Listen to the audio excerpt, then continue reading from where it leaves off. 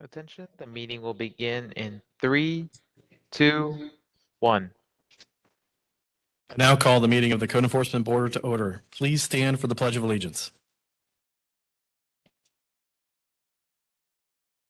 I pledge allegiance to the flag of the United States of America, and to the republic for which it stands, one nation, under God, indivisible, with liberty and justice.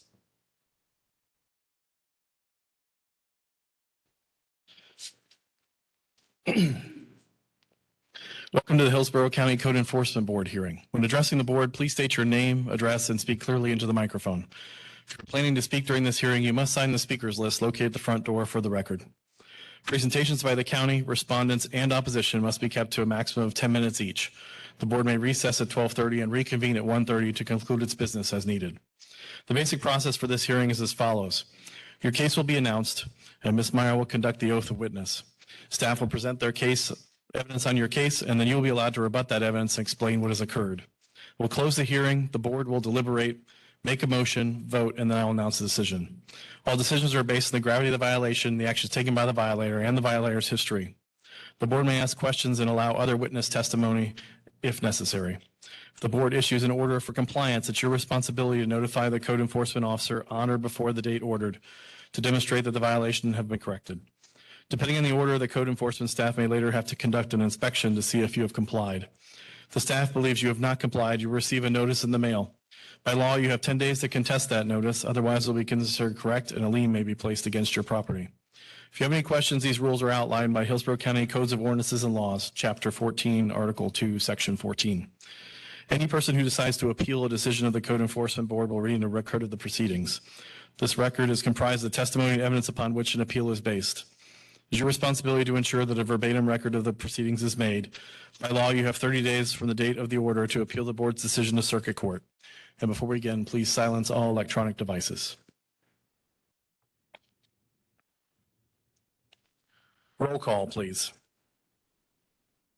Good morning, Lorenzen. Present. Clayton? Clayton? Durazio? Present. Mabor? Present.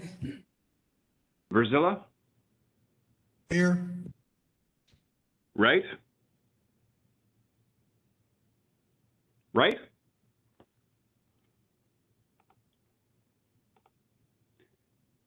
Thank you. You have a quorum. Thank you. I'll take a motion to approve the minutes of the April 22nd hearing. Motion to approve, Monique Mavor. I have a motion. Do I have a second? Second by Brazil. Thank you. All in favor? Approved.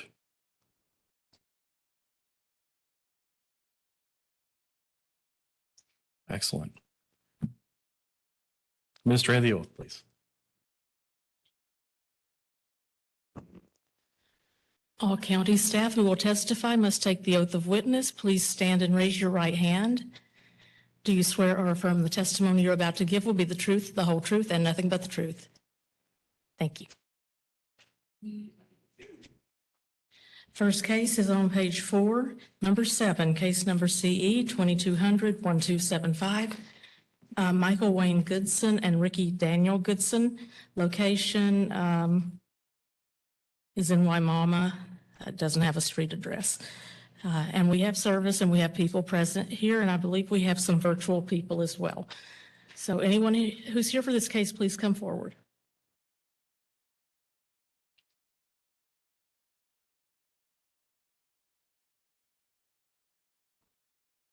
Come up to the podium if you're going to testify.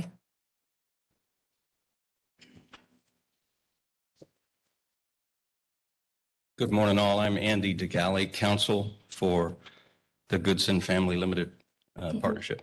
Can you give your address for the record? Sure. It is DeGalley Law Group, 19321 Clearwater, Suite 307, Clearwater, Florida, 33764. Thank you.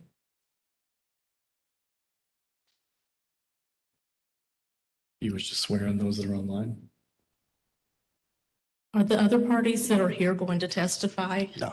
Okay. I hope to offer a presentation without testimony unless the panel needs. Do you recognize this property or will they recognize it? Yes, thank you.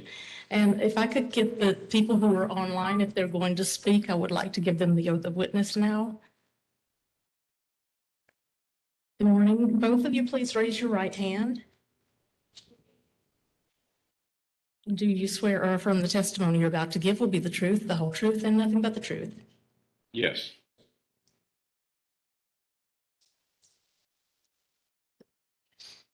Say yes, sir. Yes. Thank you. And both of you, I need your name and address for the record, and the first one who said yes can go first.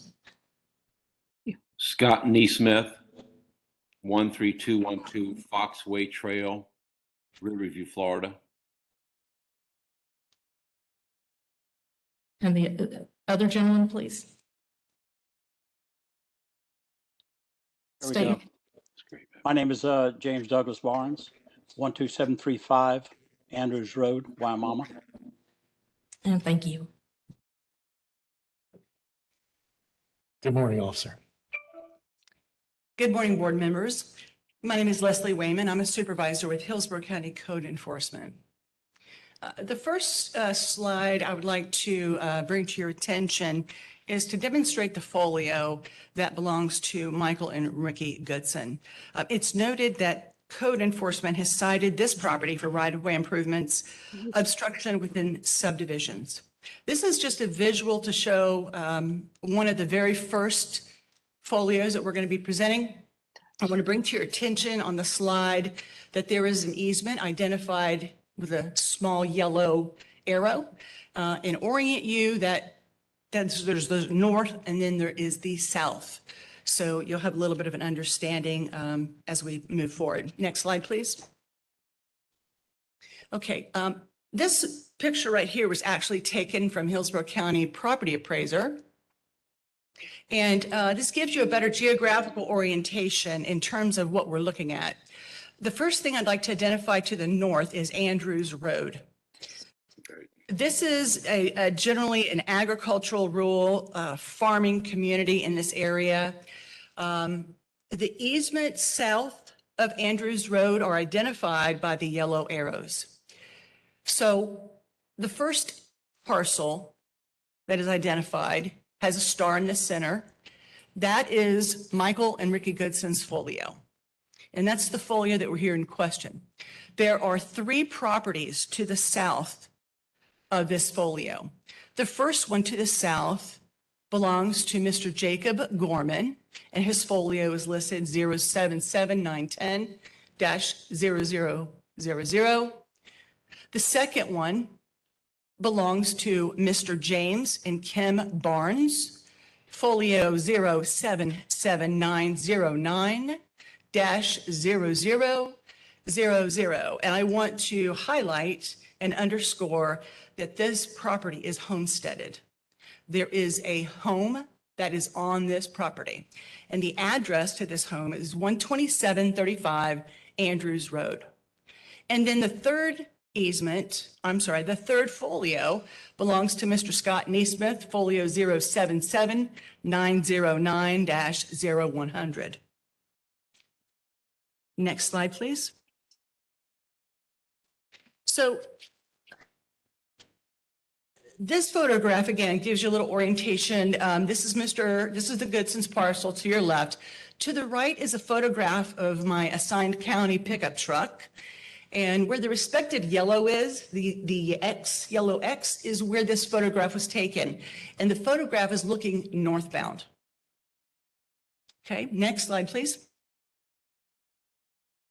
So I conducted the inspection on 5/2, so May 2nd. I took this photograph. This is at the south end of Mr. Goodson's folio. And as you can see, Mr. Goodson has summarily landlocked the easement. These are tractor implements that he put across the easement so that there is no ingress or egress for first responders. So the fire department, paramedics, law enforcement has no access to 3 folios, one of which is homesteaded. And again, I've listed those 3 that are landlocked. Okay? Next slide, please. Oh, and also wait, before you slide, can you go back one, please? I'm sorry, go back. I jumped the gun a little bit. To to where the tractor implements are. I wanted to mention, there we go. Also, board members, I forgot to mention, there is a sign that was erected. It's a 4x4 post with a no trespassing sign that is facing southbound. So any of the 3 folio owners that are driving in the northbound on their easement are given this no trespassing sign. And this easement is the only way vehicular traffic can get in and out of those 3 folios south of the Goodsons. Okay, next slide, please. So to be sure that those 3 folios actually do indeed have an easement where we identified, I pulled the deeds from the properties. And if you'll note, this is the actual deed that I took from the property appraiser's website. I'm sorry, the clerk of the court's website. And I enlarged the section where it shows the actual easement. The easement talks about, it talks about a creek or a creek. And at the time, there's on the east side of the folio, you could call it maybe just like a ditch or a water retention, whatever it may be. But they're using that as the center line in this easement. So if you'll see this, and you'll see where the easement runs to the southeast of each folio, it's noted that the easement is the same for all 3 of the folios south of the Goodsons. Next slide, please. This is Mr. Barnes' folio. Once again, it's identifying to the center line of the creek, and it is also listed as the southeast for his easement as well. Okay? And this property is the one I mentioned that is homesteaded. Okay, and finally, next slide, please. The 3rd folio belongs to Mr. Scott Naismith. And once again, that is the warranty deed that I pulled from the clerk of the court, August 30th of 2017. And right there, you can see that it is, once again, the easement is also listed as the southeast, okay? And it says clearly easement for the ingress and egress. Okay, so it's for those property. Okay, thank you. Next slide, please. I conducted my final inspection on the 17th of May. And the photograph that you're looking at right now is the same location where the tractor implements were. So Mr. Goodson, or one of his representatives, have removed not only the no trespassing sign, but also the tractor implements. So now there is a way for first responders to get access to all properties. So at this point, code enforcement has complied the case. Next slide, please. This is a better shot for you to look at.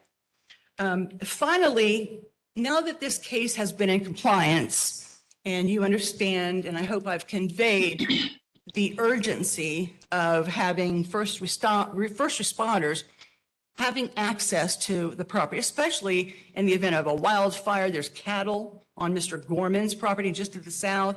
It's homesteaded on Mr. Barnes' property. Mr. Naismith, the 3rd folio, also has a vested interest that anything could happen. So it's important that this easement remains open for first responders and for these property owners to get to and from their homes and to and from their properties. So what we would like, code enforcement is requesting, now that this case is complied, we would like to ask the board to order a board order for a remain in compliance, please. And that is all, unless there's any other questions for me. Thank you. Any questions from the board? Okay, Counselor, what would you like to add? Yeah, thanks very much. There is a civil dispute happening that relates to whether this really is an easement or not.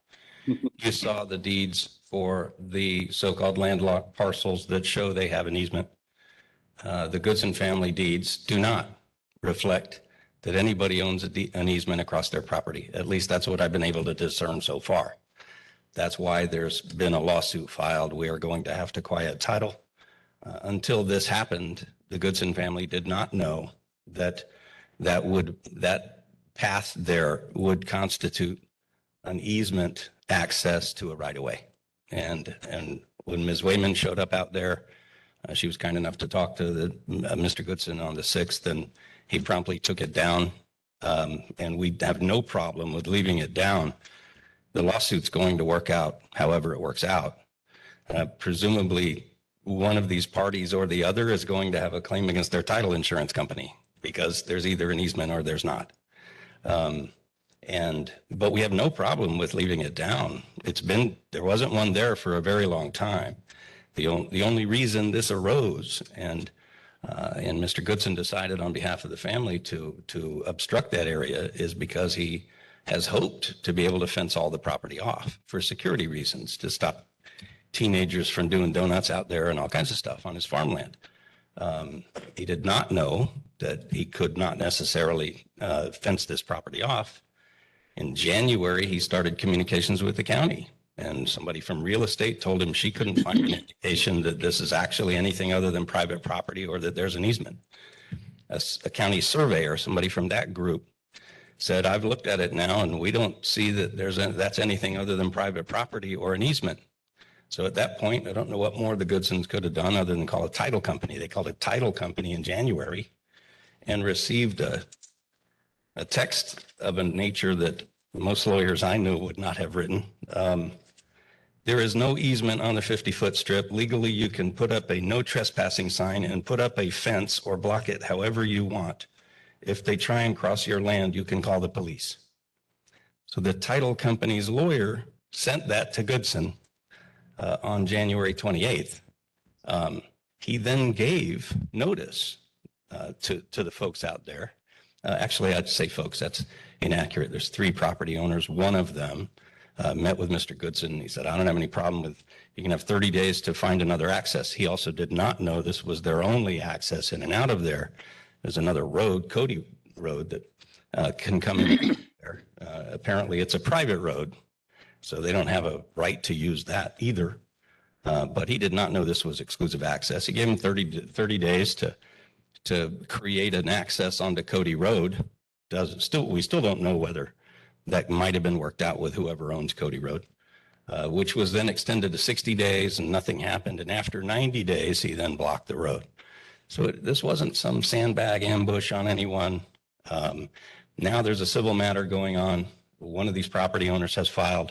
They've also included the county in it. So we're all going to work this out. And I'm sorry about the stream of consciousness, maybe rambling more than I should, but we don't have a problem with leaving it down. I don't believe that order to remain in compliance should include anything in the nature of an adjudication that a violation has actually happened, because we dispute having known, and it may be the truth, it may turn out that there is no easement access to a right-of-way. These property owners may be able to establish, under Florida law, there's ways to establish the creation of an easement over time, possibly without a deed. So we're going to have to work all that out. But for now, it would be, I think, premature to find there's been here an actual violation as part of a compliance order. We don't have a problem with agreeing. There is no intention to put that back up until we have worked it out. Thank you. Thank you. To the folks online, who would like to go first? My name is James Barnes. I suppose I can speak on behalf of our property. Go ahead, Mr. Barnes. I'm sorry. Go ahead, please. So I've got just sort of a prepared statement that we purchased the property out there with the understanding that our means of ingress and egress was via this easement extending up to Andrews Road. We were given our address by Hillsborough County as a result of this legally deeded easement up to Andrews Road. Our property does not abut Cody Road to the extent that we could ever have any kind of legally access to Cody Road. So Mr. Goodson escalated over time without any reason, warning, or attempt to discuss his claim. He refused to respond or acknowledge our attorney's request to remove the sign or offer any documentation that disputed our legal right to use the easement. He landlocked all our properties with very large farm implements across the easement. A neighbor helped us move the initial piece of machinery enough so we could pick up our granddaughter who had been hurt at school.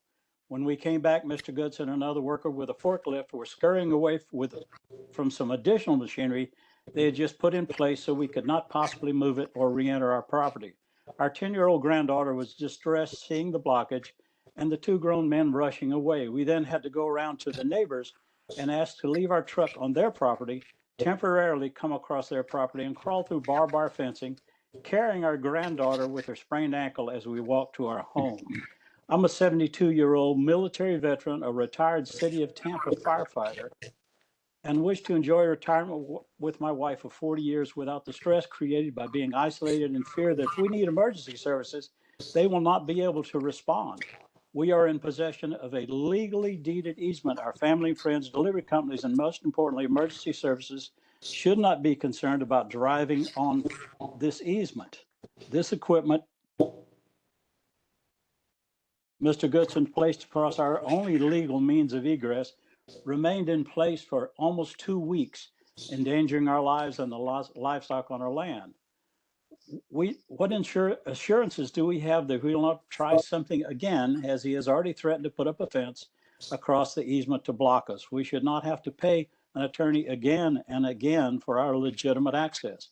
We should not have to worry that he will come in the middle of the night and again obstruct our easement. There must be a permanent solution with consequences for Mr. Goodson refusing to acknowledge our legal documents, whether any proof of his own, and continually harassing our family as he's done since February 1 of this year. That's been over 90 days. Thank you.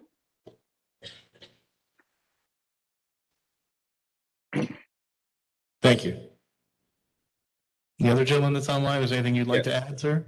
Yes, my name's Scott Neesmith. I live at 13212 Foxway Trail. It's 3 miles from the said property.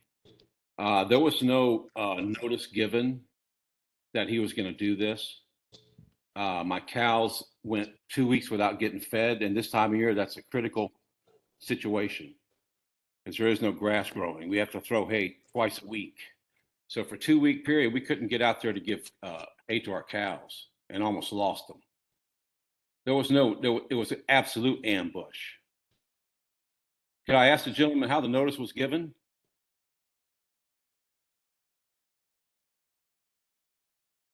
No, sir, we're just asking for your testimony. Okay, he said it wasn't an ambush. It absolutely was. After 5 years of going back and forth and setting up a farm out there, which is a lot of work, somebody decided to block the easement illegally. We have a warranty deed that says it's legal. Came with the property. We paid quite a bit of money for.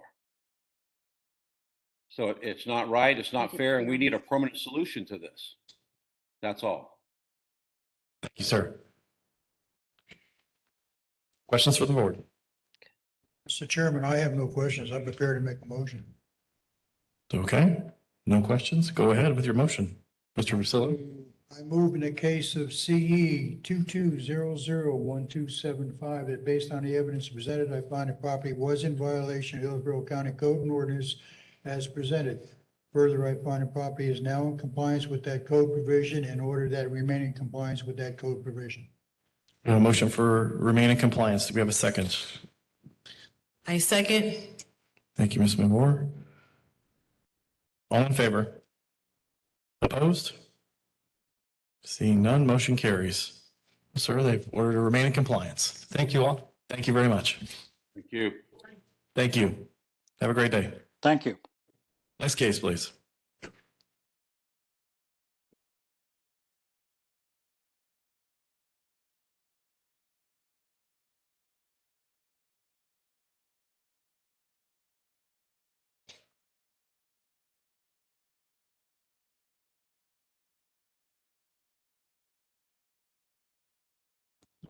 Turn to page 1, under continued cases, number 1, case number CE 20003218, Taylor Road Properties LLC, 9601 Taylor Road.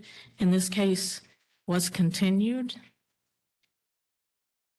several times, most recently from the hearing on January 21st, 2022.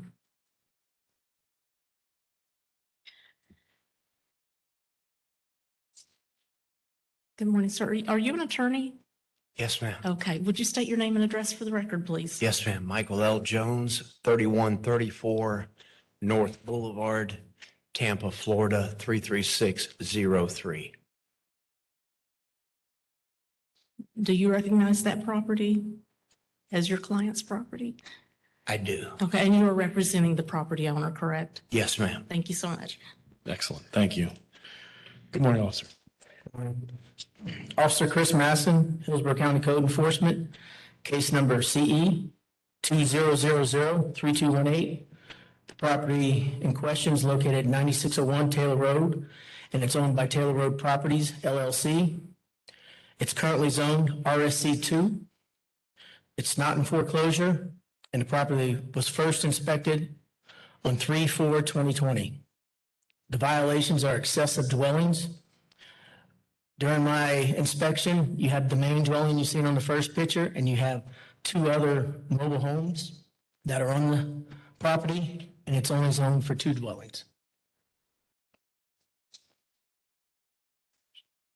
My turn to respond. Counselor, please. Thank you.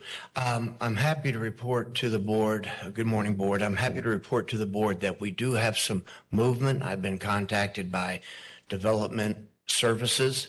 There's a new principal planner that's been assigned, Mr. Monsanto. We're meeting this coming Tuesday morning at 10 o'clock. I expect this process, I think the county's been backed up. It's the first time I've been contacted. I've checked in periodically. I expect the process to move more quickly now. I think they want some additional submissions from my client, which we're happy to comply with. Our position all along has been either the application for nonconformity gets approved or we'll remove the dwelling, the excess dwelling. So I'm asking this time for a shorter continuance, as I expect to have more information for the board, maybe a resolution by the time we come before you. Again, I'm asking for a 60-day continuance at this time, just because I'm anticipating that the county will ask for more things. It may take a little more than 30 days to get those things together and get them back to Mr. Monsanto. Is the additional dwelling still occupied? Yes, sir. I do want to say that these dwellings have tenants. I don't think there's an environmental or personal danger situation as to the non-compliance. It would require evicting tenants. And we ask that until the county makes a determination that that might be premature to have to displace these residents. So that's part of the situation. Okay. Life safety concerns, officer? None? No, sir. Okay. Questions, comments from the board? I'm prepared to make a motion. Mr. Razio? Move that we continue this case until July the 22nd hearing. Motion to, Second by Vizoa. thank you. All in favor? With the microphones from my friends downtown? You turn your microphones on for the response, for the vote. Couldn't hear any of you say aye. I could hear you say aye. No one else could hear you say aye. Aye. Thank you very much. Motion carries. All right, Counselor, you have 60 days till the July 22nd hearing. Thank you, sir. We'll see you back. By that time, you'll have some additional information. We'll keep moving down the path. Thank you, sir. Appreciate your help, Thank you, Counselor. board. Yes, sir. Next case, please. Next case is number 2, case number CE 21012795. The owner is Jeannie F. Wallace, 7315 Egypt Lake Drive. This case was continued from the hearing on February 22nd, 2022. And I believe Ms. Wallace is here. Is she online? Is she coming? She's coming. Okay.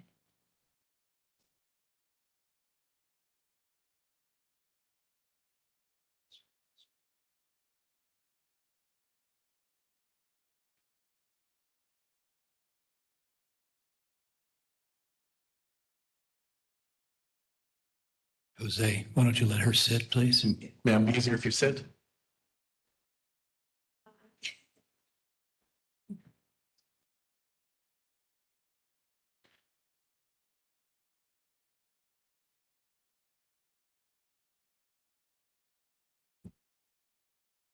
Sorry, I'm slow. No worries. It's raining outside, so we're all here for a while anyway. Good morning, Ms. Wallace. Could you raise your right hand, please? Yeah. Do you swear or affirm the testimony you're about to give will be the truth, the whole truth, and nothing but the truth? I do. And state your name and address. Jeannie Wallace, 7315 Egypt Lake Drive, Tampa, Florida, 33614-3443. Okay. Do you recognize the property in the photo up there? Yes. Thank you. Morning, officer. Good morning, Jose Reyes, Hillsborough County Code Officer. The property at 7315 Egypt Lake was inspected by Officer John Carrion. It was owner occupied, not in foreclosure, owned by Ms. Wallace. It was cited for general standards of a non-residential structure. She has a shed in the back there. That's it. As you can see, you have bamboo growing out of it. It's been like that for some time. We had a previous case with fines running for accumulations and roofs and other issues. We've offered to help her out and clean the property, but very difficult to get a hold of Miss Wallace. That's why we're here today. It still remains the way it is. Okay, Ms. Wallace, what'd you like to add? I'm sorry. I've been back and forth to and from doctors, and I've kind of spacing out. As a matter of fact, I just had surgery on my right knee, and now my left knee is going out, and I don't know what's going on. I have been, seriously, I've tried to get somebody to come out and re-roof the shed, and it's like I haven't, how do I say, connected to a handyman yet to get it done. So I'm kind of screaming through my head. Understand. Officer, you mentioned that the county has the ability to assist. Yes, Is there something that we can do? We've taken her before a judge for the other case. We've offered to set up a cleanup date on a weekend. She has inoperable vehicles there, and it's just trying to coordinate with her is very difficult. Okay, but we do have the resources to be able to assist, to be able to remove this Yes, violation? Yes, we do. Okay. Ms. Wallace, it sounds like the county wants to help. So my suggestion would be, and I'm sure the board will, do a motion, but I would suggest that you work with the county to try to take advantage of their help. Okay. I mean, that's a win-win all the way around, in my opinion, so. Make sense? Yeah. Okay. Inspector, Any questions? Inspector, how much time would you allow? This has been going on for years. But based on what you have out there to, I mean, based on the county being able to respond. I mean, if she can coordinate with us in the next 30 days, we could probably set something up. I mean, I would give her as much as 60 days, but like I said, this has been going on for quite some time, and unfortunately, the neighbor keeps calling us. So. understand, the life safety issue? Not that structure, but the property itself. But for this particular No, violation? not for that. Okay, so 60 days would be, Yes.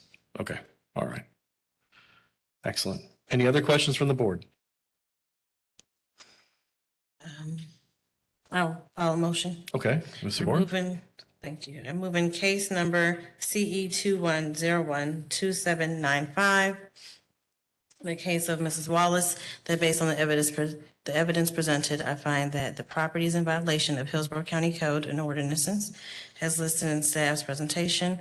Further, based on the gravity of the violation, the actions taken by the violator and violator's history, that I grant 60 days to come into compliance. And if compliance is not achieved by that date, a fine of $100 per day to be assessed. Okay, we have a motion for 60 days, $100 a day. Do I have a second? Second by Brazil. Thank you. All in favor? Aye.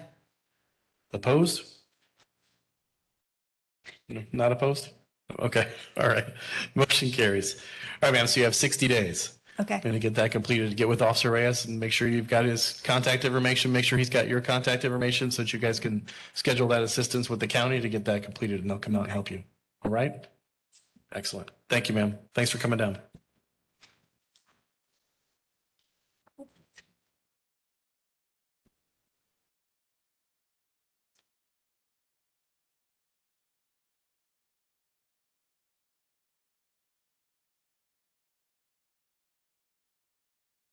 Next case, please. Turn to page 2. Number 4, case number CE 2101-3160. The owner is the Anthony and Joanne Diaz Joint Living Trust, and the violator is Joseph Hill.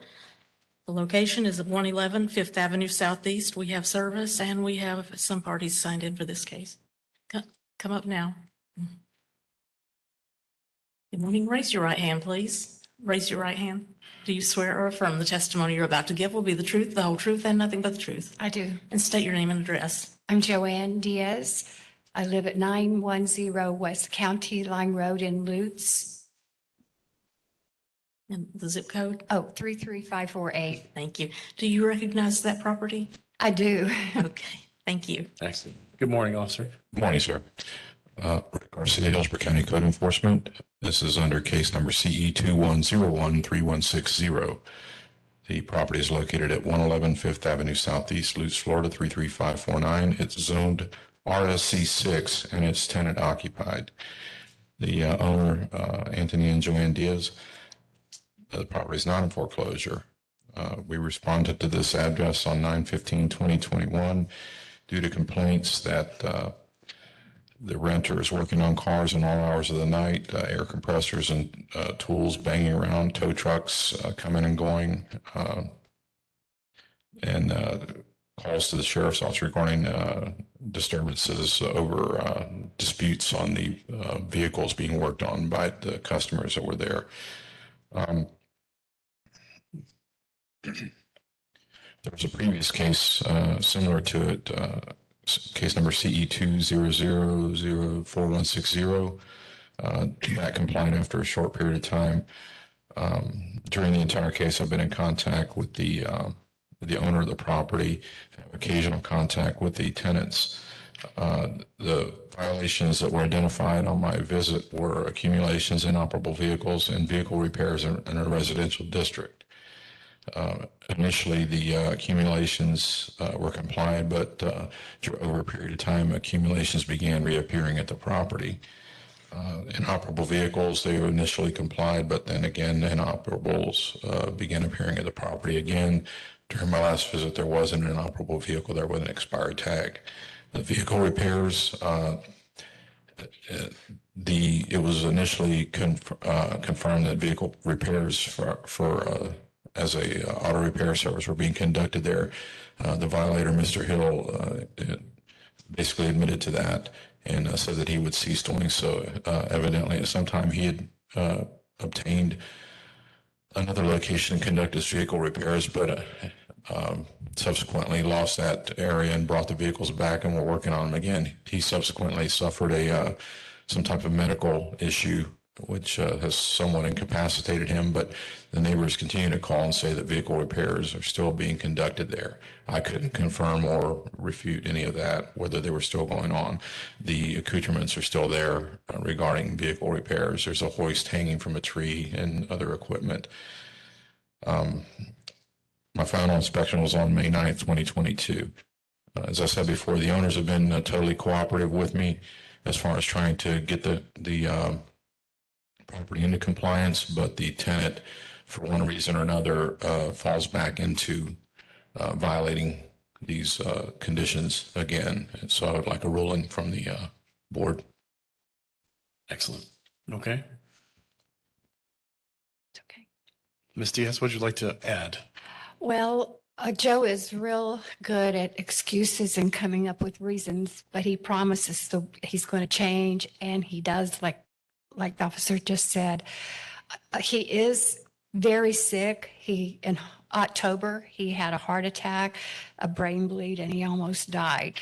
His mother lives there with him. They are financially strapped. My husband and I have had sympathy for him, believed him for all of the things he's told us over the times.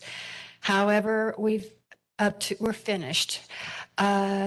His lease, he started living there in 2018, and he had what they call a mobile auto repair, that he goes to people's homes and works, and that's what he started out with. But as over time, it just kept getting worse and worse, and he had promised us everything. Right now, we have an eviction going. I have a copy of it. It was actually served on Friday. We're at the mercy of the judge right now. It'll be going to, hopefully this week. It depends on if Joe Hill and his mother respond or not. And it's up to the judge, but we don't want him there. We haven't wanted him there for quite some time, but because of all the issues that he's had, he kind of played on our sympathy. He's military. He told us, he's been in out of the hospital a lot. And then October, that was about it for him. So he's not able to do anything. He can't even get supposedly in the backyard, which that's what his mother says, but I don't believe that. But they have had friends or whoever to come over and clean up as much as possible. All the vehicles, except maybe that truck right there, are gone, as far as I know. They did put a fence up all the way around the back of the house, a wooden 6-foot fence, so you can't really see in so well. But no matter what, we've got to bite our losses, get rid of him. He owes us so much money. It's unbelievable. On the eviction alone, it's over $17,000. He's not paid rent. He used the excuse with COVID for a while. Now he has no income.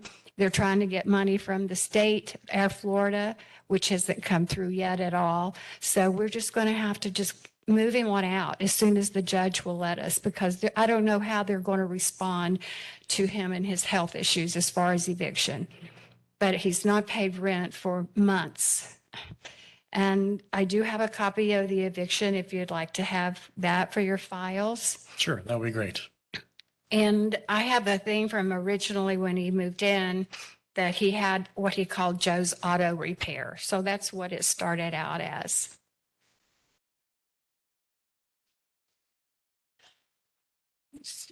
Here is that eviction. Is this what his business was? Any questions from the board for the owner? Thank you.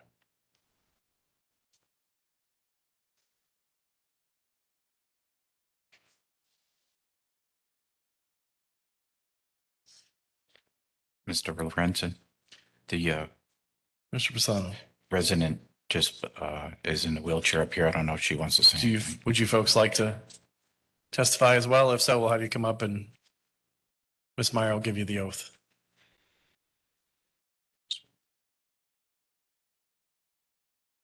Raise your right hand, please. Do you swear or affirm the testimony you're about to give will be the truth, the whole truth, and nothing but the truth? Yes. And state your name and address. Joseph Hill, 111 Fifth Ave Southeast, Lutz, Florida, 33549.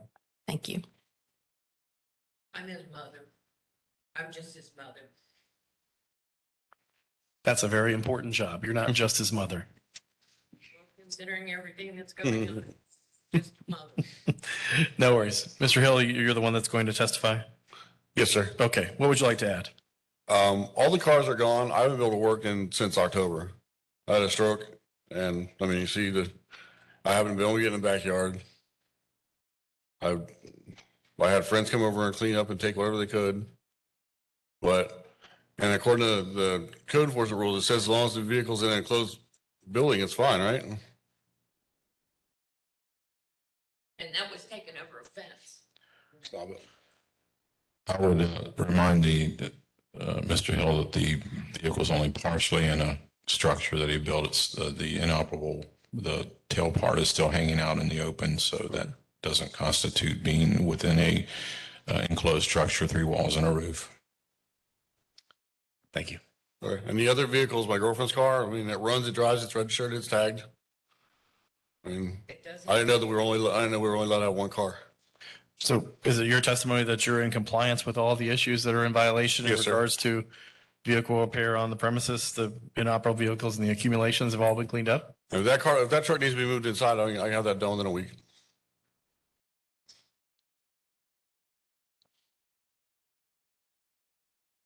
Okay. Questions from the board? I'd like to proceed with the motion. Ms. Savor? I move in case number CE 21013160. For Mr. Hill, that based on the evidence presented, I find that the property is in violation of Hillsborough County codes and ordinances as listed in staff's presentation. Further, based on the gravity of the violation, I take the actions taken by the violator and the history that I grant 30 days to come into compliance, and if compliance is not achieved by that date, a fine of $200 a day be assessed. We have a motion. Do we have a second? Second. Second by Mr. Razio. For purposes of discussion, I just want to confirm, is your motion against the violator or against the property owner? Because it sounds like there's an eviction in process. It's against the property owner. Okay. Okay, we have a motion and a second for 30 days, $200 a day for the property owner to, all in favor? Microphones, please. Aye. Aye. Aye. Thank you. Opposed? Seeing none, motion carries. Ms. Diaz, the board gives 30 days, and after that, it's $200 a calendar day. So stay in touch with Officer Garcia as they go through the process and you go through your eviction, and just keep in touch to make sure that those items get resolved within 30 days. Is there any recourse I have if that car is not, or that truck is not moved personally as getting it out of there? I can't give you any advice from a legal standpoint, but you might want to contact an attorney to work on that Okay. portion of it. Okay. Okay? All right. Thank you. Thank you. Next case, please. Page 5, number 10, case number CE 2000-4605. The owner is Larry L. Sims and Helen L. Sims, 19217 Living Good Road. We have service, and someone is here for this case.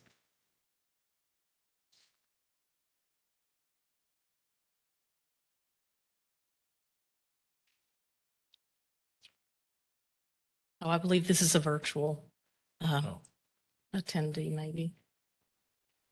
Is he here? Do we have someone online? Yes. I have no one signed in at the moment. Oh, I had it marked they were here. I apologize. So no one is here for this case. I can go ahead and call it if you want to, while we've called it. Let's move on to the folks that are in the Okay, office sure. for today, and we'll call, but we'll come back. No problem. Page 6, number 13, case number CE 2200-4809. The owner is Bay Hills Village Condominium Association Incorporated, 10619 Bay Hills Circle. We have service, and we have parties signed in for this case.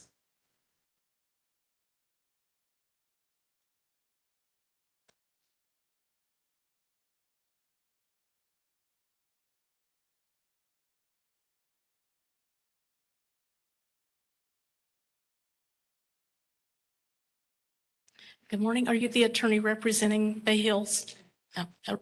Give your name and address for the record, You turn please. your microphone on first, please. Thank you. Thank you. Marielle Westerman. I am here on behalf of Bay Hills Village Condominium Association. My address is 360 Central Avenue, Suite 800, St. Pete, Florida, 33701. Thank you. Good morning, officer. Good morning again. I'm Officer Chris Masson, Hillsborough County Code Enforcement. Case number CE 22004809. Property is located at 10619 Bay Hills Circle and owned by the Bay Hills Village Condominium Association. Property is not in foreclosure, and it was first inspected on 4/19/2022. The violations is fences. The perimeter fence on the property, on the plan development, shows it has to be a 6-foot fence with a 25-foot buffer.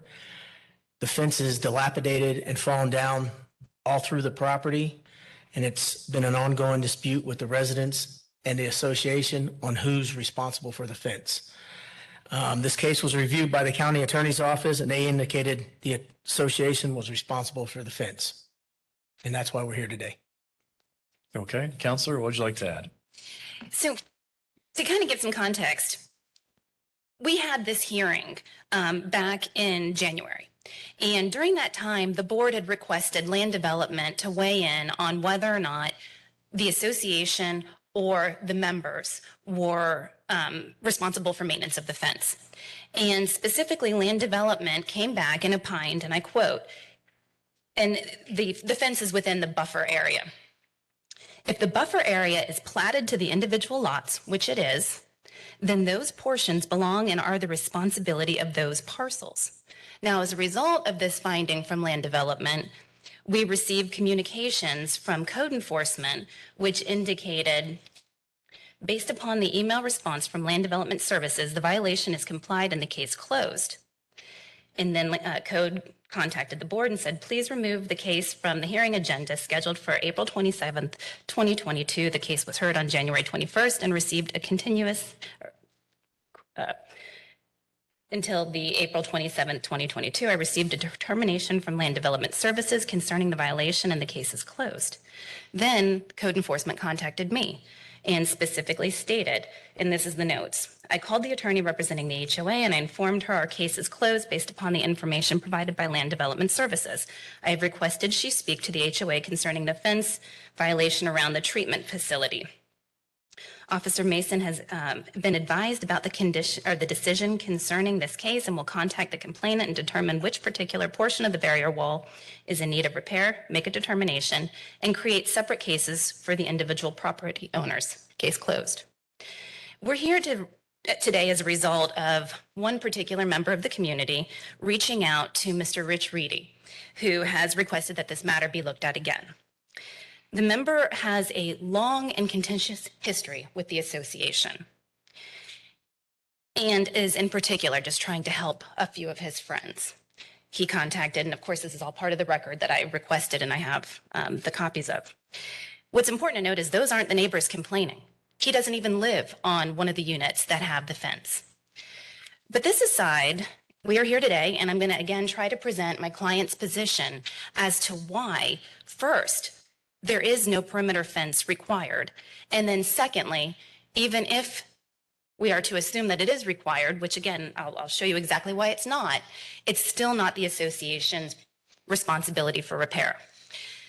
So first and most importantly, no fence is actually required. This is so because the final site plan does not contain a fence, and the approval notes from the commissioners do not require a fence. You've been told that there is a site plan, and they're using the term PD. And importantly, in 1983, this was zoned MHP/RVP. But anyhow, you've been told that the site plan requires this fence and that this site plan is from 1982, November. And I concede that in this site plan, there is a 6-foot-high wall, not a fence, a wall required. However, and most importantly, that's not the operative site plan for this community. In January of 1984, and actually, excuse me, it's November of 1980, or February of 1984, this final site plan was actually approved by the county, and it was amended and certified. So this is from February 14th, 1984. This is to certify that the revised detailed site development plan for Oak Hills Village, MHP, was approved. And all the information is there, and it should have been in your packet. This is the operative site plan by law. This is the last approved site plan for the community. And this site plan does not contain a fence. And notably, it also made some major modifications to the site plan that code continues to refer to as the operative site plan. It removed many units. It dropped the density. It changed the location of sewer treatment plants. So what's been talked about as the operative site plan just isn't. It was amended. And by law, that is the effective site plan for the community, and the community was developed in accordance therewith. So it's important to remember the definitions that have to guide the decision today. And that is, the decision of the board has to be based on the essential requirements of law and on competent substantial evidence. So when we look at what happened in this community's developed in the early 80s, what we have is a preliminary site plan followed by, which is used to develop, and this is from section 4.1.5.11, the horizontal control plan. And I point this out because the 1984 site plan actually uses the term horizontal control plan, whereas the plan from 1983 just says site plan. So we have this continuous tracking of this document that did change. So what we have is the first site plan that's being used is just a preliminary one, and then we have this final. Now, again, this is a certified site plan, meaning that that is what carries now the requirements. There was also, and I don't know if you all have this, it was submitted by the complaining party. There is also a survey that was found from 1988. And in this survey, the only fence that is shown is one on the southern border of the property. Now, if a perimeter fence had been required, because the 1982 document certainly has listed a complete perimeter wall around the property, then they couldn't have been built out and sold because their property would have never complied with the development documents. So we know that can't be the case. In furtherance of the fact that it remains the position that no perimeter wall is required, is that the declaration, which was recorded in 1985 for the community, specifically gave the developer the right, but not the obligation, to install a perimeter fence if he so chose. If that was the case, that a fence or wall was required around the entire community, that language wouldn't have been there. That language is there for utilities that were required, but we don't see that in the document from 1985. So again, all of the records, all of the documents are consistent with this fence that was, and we can see there is and was a fence. It was voluntary, and developers do that. They do things to enhance the community, to make it look better, those sorts of things, but that doesn't mean it's required by law. So that's our first contention, that for all of these reasons, there is no perimeter fence required. And I also note that the property that's to the southern side of the community, it's zoned AR. So a buffer fence, even under current regulations, still wouldn't be required. So now turning to who's responsible, assuming that you all disagree with my position, which I hope you won't, it's not the association's responsibility. And the reason is, this is a condominium, but it's a land condominium, which is very different from what we're used to dealing with. So in a land condominium, it is the land, and the land of the individual units, as Land Develop noted, includes within the unit the buffer and the fence. So the association can't be the party that owns it, because it doesn't. And I think in the opening remarks, it's important to keep that in mind, because if a lien is placed, that lien's going against the individual units. The association does not in any way, shape, or form own the land that the fence is on. So if you turn to the code to understand who's responsible for maintenance, there are really two possibilities. It's either going to be the owner of the fence, which we've established is not the association whatsoever, or the person responsible for the condition of the property. So since they don't own it, the only possibility is that they're responsible for the condition. Well, the responsibility in a condominium flows either from the statute, 718, or it's going to come from the declaration itself. And in this case, There is nothing in the law in 718 that would require this fence to be the responsibility of the association, so that's absent. And when we look at the terms of the declaration itself, it is also completely absent to assign responsibility for that fence to the association. It is not a common element. It is again simply part of the units. We have other evidence establishing that the maintenance was never the association's. In the original declaration from 1985, there's a budget attached. The budget does not reflect any sums for maintenance of a fence or required reserves. And if it was a maintenance expense of the association by law in 1985, and therefore Counselor, I'm sorry to interrupt. You have 1 minute. we would have had to reserve for it. That's the law. They'd have to do it. It's not there. So we can't create here today new requirements on a condominium that aren't found in the law or in their documents. It doesn't exist. And so as a result, our position remains, one, it is not the association's responsibility, even if you find that a fence is required. And two, that the operative document is not the 1982 site plan, but the 1984 that omits the fence. Thank you. Thank you, Counselor. Mr. Bassano, can you respond to the counselor's opening comments in regards to, we've already heard this once, there were statements from Development Services that said that this case was closed, and here we are back again. Okay, I have knowledge of it, but Mr. Converse have greater knowledge. So I'm going to let him respond to the. Excellent. Thank you. Thank you. Terry Converse, Hillsborough County Code Enforcement. The counselor is correct. This case was heard by the board.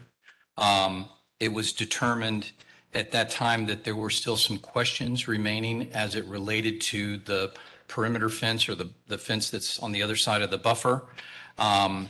Originally, it was installed during construction, but looking back at it, it was determined that a lot of the property had been sold to individuals, because keep in mind, this is a mobile home park. It's not a hard structure condo. It's a condo association that's a mobile home park. And typically in a condo association, condos own walls in. They don't own the common land. But in this particular location, the owners actually own the folios that the house sits on. So we sent some questions to Development Services that the counselor alluded to, and she brought up the one that was talking about the responsibility of the buffer and of the fence. The question was asked of Development Services, was the condo association responsible for the common areas outside? And the answer was that the condo association was responsible for the wall or the fence, yes. But then they went in to explain that if it had been platted and or sold to individual owners, then the condo association was no longer responsible.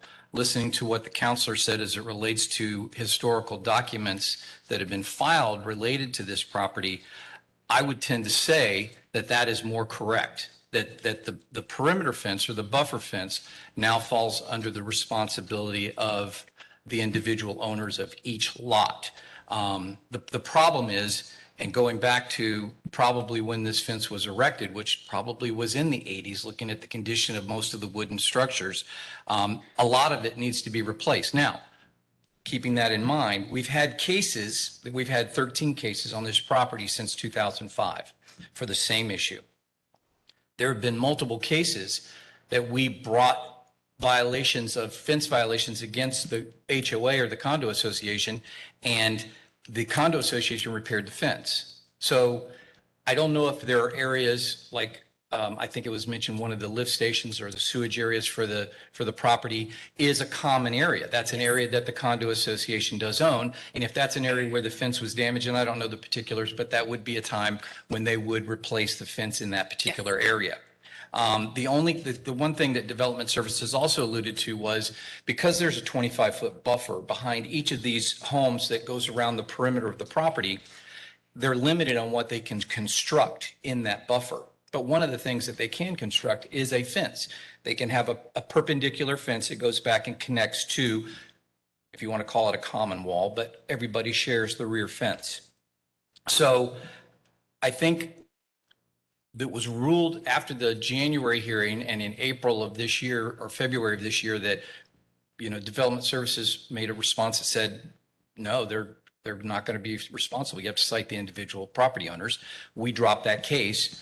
And then it came back around that we were directed to recite the case. And I'm not going to get into the particulars of that, but, so this is why we have this case before you today is that we recited the case based on a direction or a direct order to do so. But I agree with the counselor. I mean, obviously there's a lot of history on this property. And I believe that this perimeter fence is now going to fall, unless it's platted otherwise, it's going to fall under the responsibility of the individual homeowners. Excellent. Thank you, officer. Appreciate it. Questions, comments from the board? I've got a comment. Mr. Rosillo. They said something about a wall and a fence, but then is it not required or is it required? From what I gathered, it is no longer, according to for the last plan that was filed in the 80s, I'm guessing, it's no longer a requirement for that perimeter fence, especially on the south side, which is the property that butts up against that is wooded area, and it's zoned AR. But believe it or not, our complainant is on the south side of the property for a lot of these fences. And how we got involved a couple of years ago because a tree had fallen off the AR property and had crushed the fence. So the property owner that's the AR fence got cited for the tree and the debris of the tree. And then the property, the HOA, I guess, or the condo association was cited for the fence. All of that was taken care of. But because that property owner was cited, they started filing complaints against all the fences along the perimeter of the property. There's also a former board member who is constantly citing, and I think that person was mentioned as well, constantly filing complaints against this. And it's not a wall, it's a wooden fence. And in most cases, it's very dilapidated, as you saw from the photographs. There's no, as far as I know, there never was a concrete wall. There never is going to be one because that's a huge cost for a condo association. And they would have to get more money from all the members that are on the outside of the perimeter or part of the association to build that wall. I don't see that happening if they're not willing to pay for a wooden fence repair. What's the lineal footage of the fence, you know? It's a huge complex. So I don't know the linear footage, but some of it does butt up against common property. So not all of the fence belongs to the individual homeowners. There are portions of the fence probably up towards the front where they have their entrance and their signs. That's a common area. And on the back, I think there's a septic and water system that's a common area as well. But it's my understanding those fences may be in good repair at this time. It's the individual folios for each owner where the fences are starting to become dilapidated. I'm just trying to look for a simple solution and, the question being, that's why I asked about the removal of the fence. The association could go out, remove the fence, very reasonable cost, very cheap, and then go after each individual homeowner. I agree with you to a certain extent. I mean, that's something that would be up to the condo association, not to us. Ultimately, I think what's been described by the counselor, and I think we support that, is that there's no violation. Excellent. Any other questions? If not, I'd be happy to entertain a motion. I'd like to make a motion in case number CE 22004809 that we dismiss the case. Do I have a motion to dismiss? Do I have a second? Second by Rosillo. Mr. Rosillo, thank you. Motion, I have a second. All in favor to dismiss the case? Aye. Opposed? Oh. All in favor to dismiss this case? Aye. Opposed? Motion carries. Counselor, your case has been dismissed. Thank you. Thank you very much.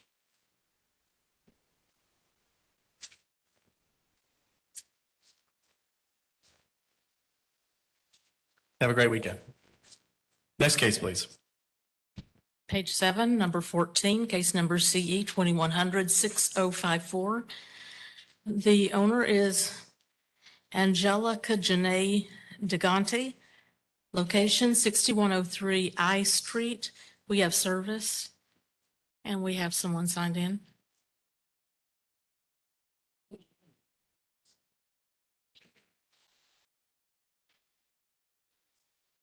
Morning. Morning. Raise your right hand, please. Do you swear or affirm the testimony you're about to give will be the truth, the whole truth, and nothing but the truth? Yes. And you can pull that microphone closer to you. Thank you. State your name and address. Angelica Janae Digante, and my address is 114 East 119th Avenue, Tampa, Florida 33612. Do you recognize the property in the photo? Yes, I do. Thank you. Good morning, officer. Good morning. I'm Officer Watson with Hillsborough County Code Enforcement, and I'm here in reference to case CE 21006054. Address is 6103 I Street, Waimama, Florida 33598. I have not been in contact with the owner. Currently, there is, as of 5/4/2021, there's 3 violations which are still current: accumulations, overgrowth, windows, and exterior doors. Within the last 5 years, there's been 2 other cases, CE 17001267, and on 1/31/2017, it was abated by rapid response for overgrowth. And case number CE 21001453. On February 3rd, 2021, there was a case of accumulations and overgrowth where they came into compliance. Currently, this property has a history of violations of overgrowth, of accumulations as mentioned, and there has been since a home fire, which is since this case was originally created. And there's a condemnation case, C22-0008, created on March 11th, 2022. Depending on how the condemnation case goes, that would comply the violations of windows and exterior doors. And if it's not done, then there's obviously, we could have other violations of general standards. And the property is currently occupied? Not occupied. Not occupied. Thank you. Okay, ma'am, what would you like to add? So yes, I did receive letters over a course of years that sometimes it wasn't within code. And my husband is active duty military, so he was deployed or we weren't currently in the state. We did hire people to bring it back into code as far as like overgrowths or accumulations.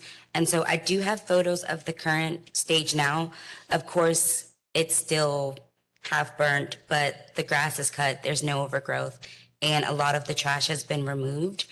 I have reached out to John, his last name starts with a V, and he has agreed to, he sent me a quote and he's agreed to demolish the home and remove it and haul it, which would bring it to code as far as the windows and the other things like that. And I've reached out to other companies about doing a rebuild. I recently decided that I wanted to move back to Waimama, Florida, now that we are in the state of Florida. However, I'm not able to find the financing and things that I need because there's currently a lien on the home. And so now that I'm here and I've spoken to John, I'm requesting 90 days of time to demolish the home and haul it away. I'd also like, I think it's demolition paperwork, and I'd also like the lien to be removed. That way, when I request the financing to rebuild, I'm able to do that. Okay, the accumulations and overgrowth you've complied with those? Yes, I do have photos. You're welcome to share them.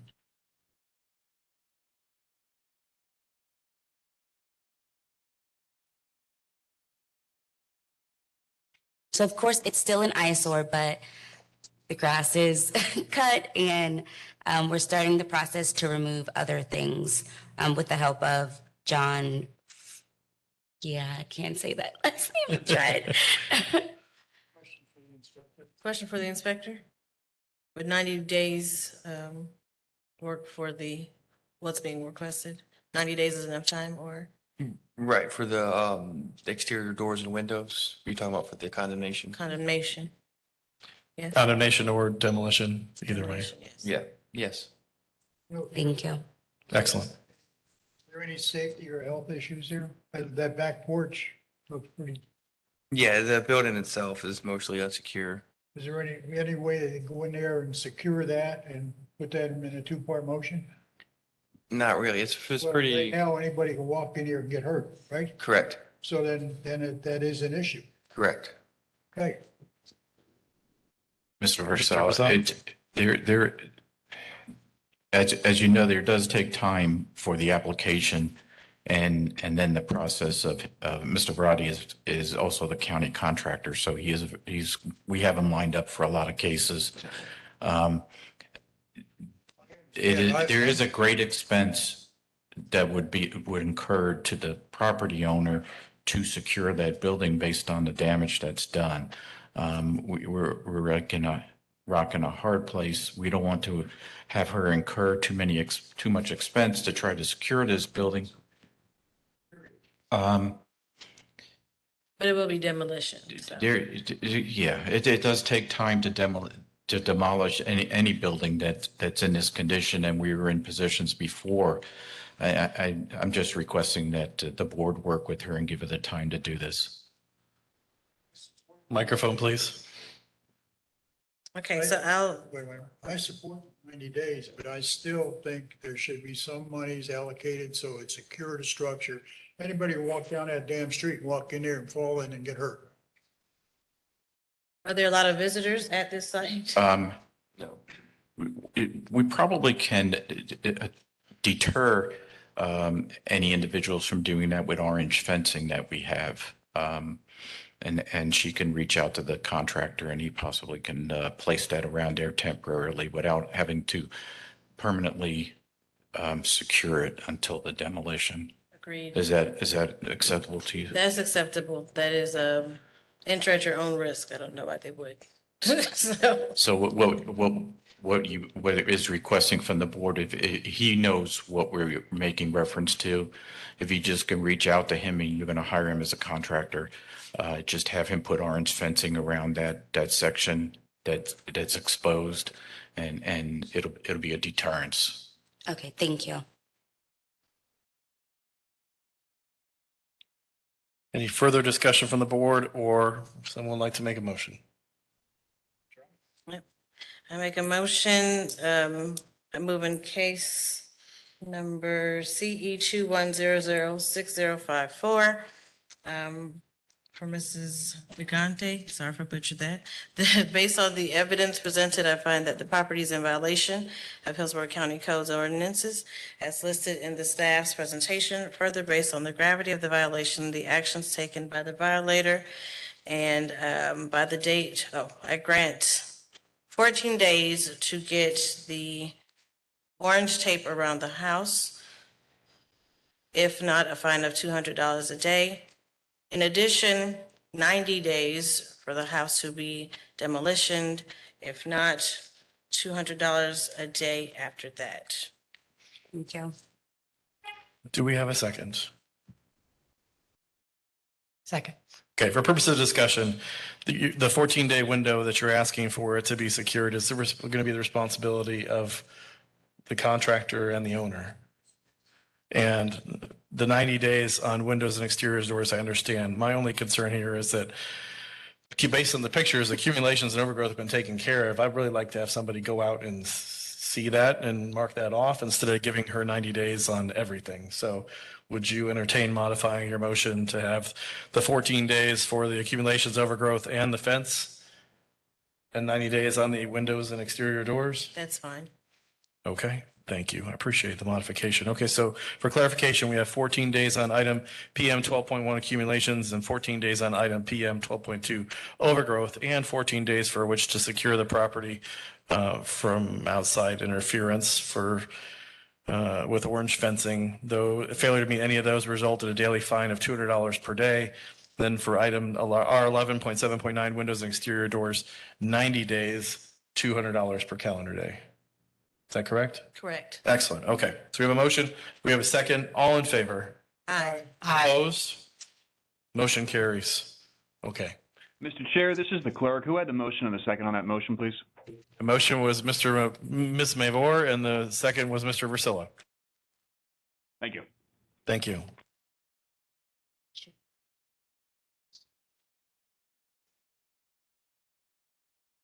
Next case, please. Page 8, number 16, case number CE 21012438.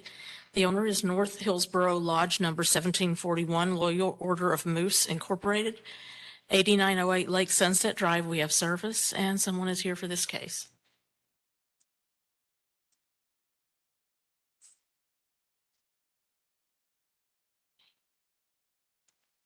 Good morning. Morning. Raise your right hand, please, sir. Do you swear or affirm the testimony you're about to give will be the truth, the whole truth, and nothing but the truth? I do. And state your name and address. My name is Joseph McKenna. The address is 8908 Lake Sunset Drive, Tampa, Florida, 33626. And do you recognize the property in the photo? I certainly do. Thank you. Good morning, officer. Good morning.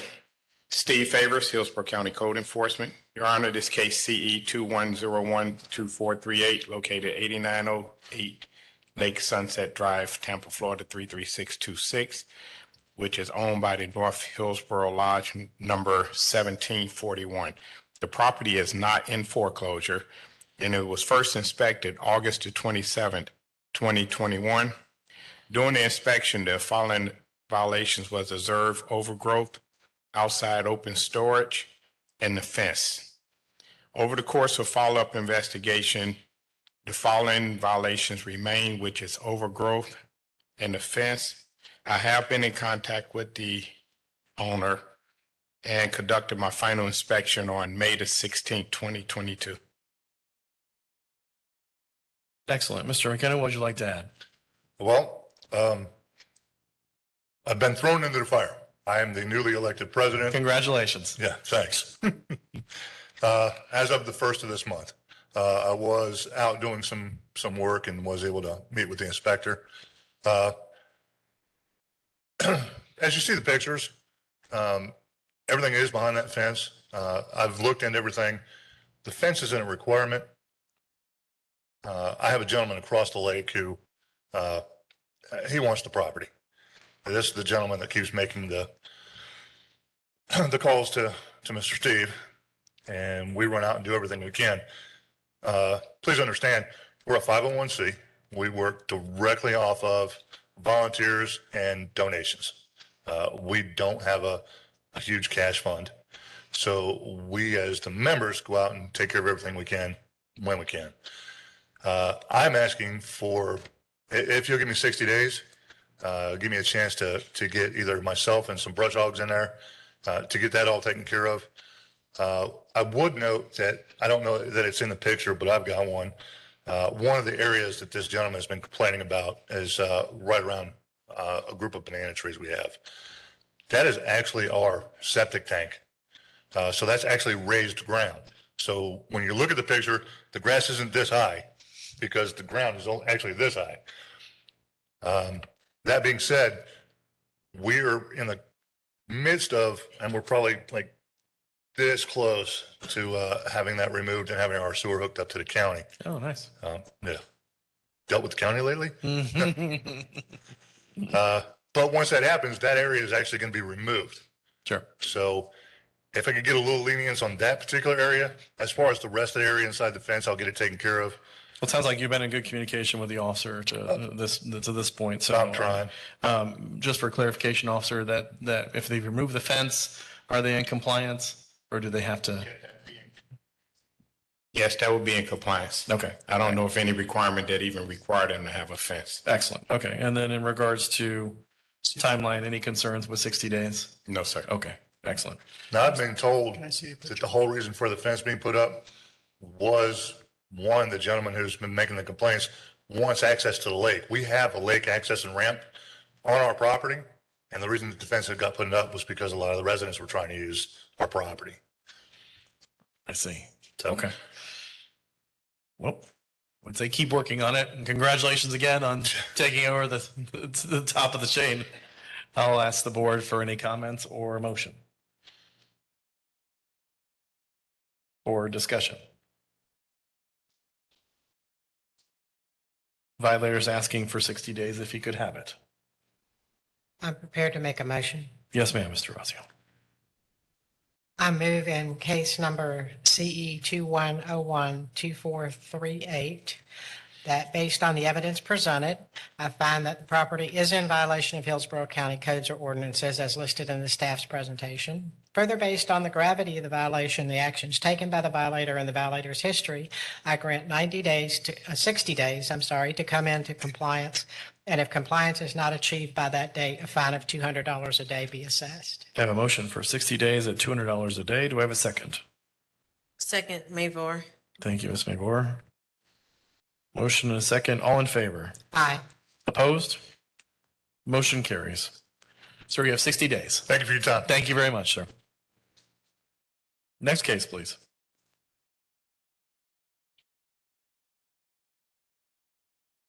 Turn to page 13, number 27, case number CE 2200-2267.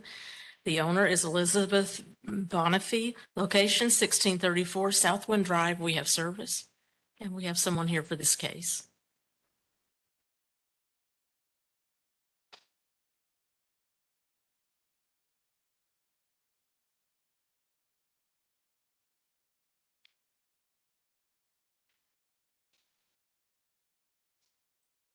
Good morning. Good morning. Raise your right hand, please. Do you swear or affirm the testimony you're about to give will be the truth, the whole truth, and nothing but the truth? Yes, ma'am. And be sure you speak into Sir. the microphone. Yes, ma'am. Sir, are you going to be testifying as well? Okay, you want to come up and do it at the same time? Need him. Raise your right hand. Both of you can. Do you swear or affirm the testimony you're about to give will be the truth, the whole truth, and nothing but the truth? Yes, ma'am. Okay, and both of you give your name and address, please. My name is Talbot Bonifay, and I live at 1634 Southwind Drive, Brandon, Florida, 33510. I'm Elizabeth Bonifay, and I live at 1634 Southwind Drive, Brandon, Florida, 33510. And do you recognize the property in the photo? Yes. Yes. Thank you. Good morning, officer. Good morning, Charles Harwell, Hillsborough County Code Enforcement. This case originated February 24th of this year. It is owner occupied, not in foreclosure. The zoning is PD, and there are no life safety issues. When the case originated, there were 9 violations. I last visited the property on Friday, 8 of which were complied. The only remaining violation is the windows and exterior doors. As you can see, the front window is cracked, has duct tape. They have purchased a new window. It's sitting in the living room. They just got to install it. And they can speak to the issues they've had with the door, the French door on the side of the home. Oh, okay. Go ahead. Whoever would like to speak. We're gentle. Okay.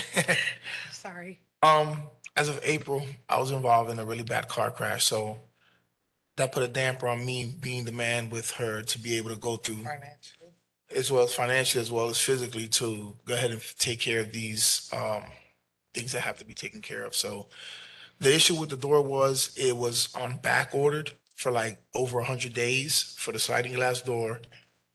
As he said, the inspector said, we do have the window, it's sitting in the living room. I just cannot physically put it up no more because it is a double pane window, storm window. And the weight is over like 200 pounds. So I'm seeking help to go ahead and get that taken care of. And we're working with that. So that'll be taken care of. The door, we have the money right now to go ahead and purchase it. Like I said, it's just the issue of getting it. It's on back order and then also having somebody to help me put it in. So I'm reaching out to family members to go ahead and help us with that. As he said, everything else, we took care of it. One of the big problems was the pool kept turning green on us. And come to find out, it was a pebble was stuck in there. We found out when we called our homeowners association and found out that we can go ahead and call our insurance. Had somebody come out, they checked it, and he told us, look, you had a pebble stuck in there. That's why it wasn't rotating correctly. We were putting out a lot of money on fixing it, and it just kept turning. So we have all that taken care of. So at this time, we just ask that possibly if you guys can give us an extension of 60 days. That'll help us to get the funds together and the manpower together to go ahead and replace this. Excellent. Well, you've done great with the list. Thank you. Yeah, absolutely. Okay, questions, comments from the board? File for motion. Ms. Maybor? Okay, I'm moving the case number CE 22002267. Homeowners Bonifay, that based on the evidence presented, I find that the property is in violation of Hillsborough County codes and ordinances as listed in the staff's presentation. Further, based on the gravity of the violation, the actions taken by the violator and violator's history, that I grant 60 days to come into compliance, and if the compliance is not achieved by that date, a fine of $200 per day be assessed. We have a motion. Do we have a second? Second, DeRazio. Motion and seconded. All in favor? Aye. Opposed? Motion carries. You have 60 days. Thank you very much. No problem. Thank you. Have a great weekend. Thank you. Next case, please. Page 14, number 29, case number CE 2100-6441. The owners are Ioannis K. Roditis and Evangelos Roditis. Location 1514 Mulrennan Road. We have service. I'm terribly sorry, sir. I'm going to take a 10-minute break because we lost one of our members and it's just easier that way than to have her come back in halfway. If you don't mind, we'll pick up with you in 10 minutes. Is that okay? Excellent. Thanks, sir. I appreciate it. We're taking a 10-minute recess.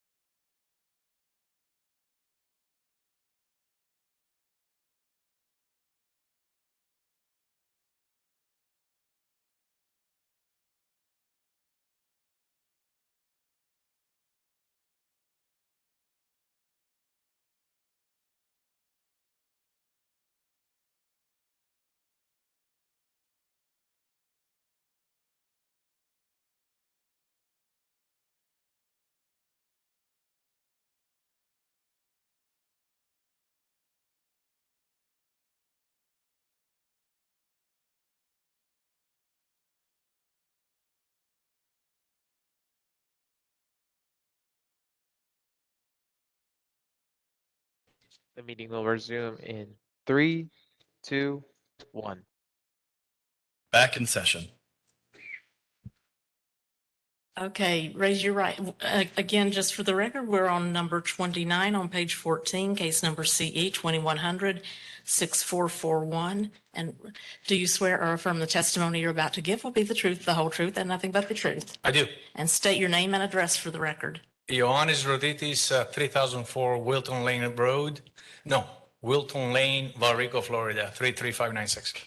Thank you. Do you recognize that property? Of course. Thank you. Morning, Counselor. Good morning, sir. Officer. Officer Dave Jones, Hillsborough County Code Enforcement. It's case number CE 2100-6441 at 1514 Mulrennan Road, Valrico, Florida, 33594. Our property is not in foreclosure. First inspection was May 11th, 2021. Last inspection was May 6th, 2022. Remaining violations are overgrowth and inoperable vehicles.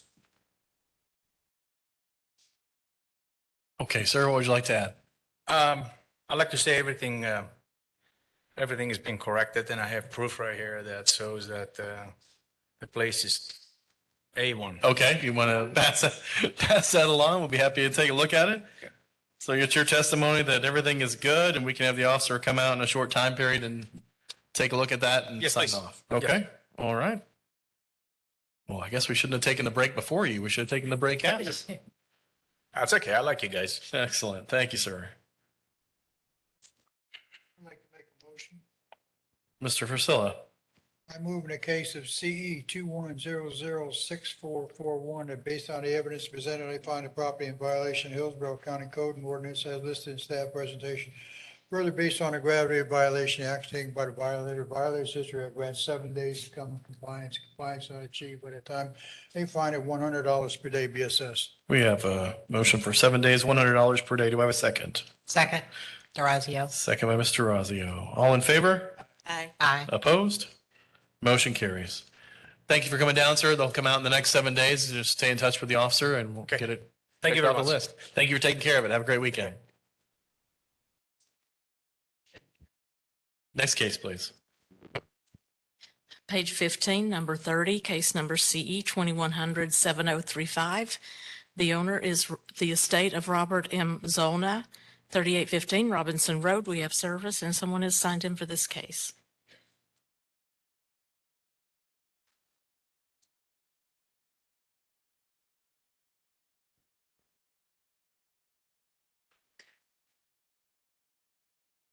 Hello.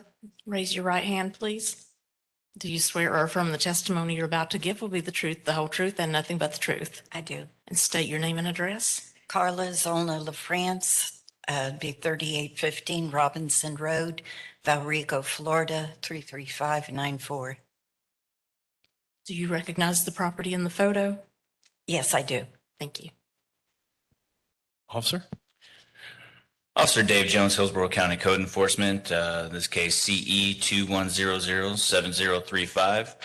Property in question is 3815 Robinson Road, Valrico, Florida, 33594. Property is not in foreclosure. First inspection was May 20th, 2021. Last inspection was May 6th, 2022. The remaining violation, or the only violation, excuse me, is roofs non-residential. On the shed? Yes, sir. Okay. Sorry. All right. Ma'am, what would you like to tell us? My husband passed away, ex-husband passed away on August the 14th. No, I'm sorry, October the 14th. And I inherited the property. So I have been trying to take care of the house first before I did the shed because I would like to move in. He was very sick and he wasn't able to do anything with the shed, but I have intentions of tearing it down. Okay. Well, I'm very sorry for your loss. Thank you. How much time do you think you need to take care of that? Quite a bit of time because I don't have the time. I don't have the money to do it right now because I'm trying to fix the house up. It had termites in the bathroom and the kitchen and everything needs to be fixed. And I was thinking that would be the last thing so I could get into the house and then do it. Okay. So I don't know how long it would take to get rid of it. There is some things inside. I know there's a lawnmower, there's some Mustang parts, but what the rest, I have no idea. Okay. Officer, suggestions? Would 60 days be doable for you? Could we go 90? Why not? Okay. I got a question. Yes, Is the sir. house occupied? No, sir. Not yet. I have too much to do on the inside to repair before I can. Okay. Other questions from the board, or anybody like to entertain a motion? I'm prepared to make a motion. Mr. Razio. I move in case number CE 21007035 that based on the evidence presented, I find that the property is in violation of Hillsborough County Codes and Ordinances as listed in staff's presentation. Further, based on the gravity of the violation, the actions taken by the violator, and the violator's history, I grant 90 days to come into compliance, and if compliance is not achieved by that date, a fine of $200 per day be assessed. We have a motion for 90 days, $200 a day. Do I have a second? Second by Bizarre. Second, Mr. Priscilla. 90 days, 200. All in favor? Aye. Opposed? Motion carries. Ma'am, you have 90 days. Just stay in touch with the officer through the process and we get it taken care of. Okay, thank you. Thank you very much.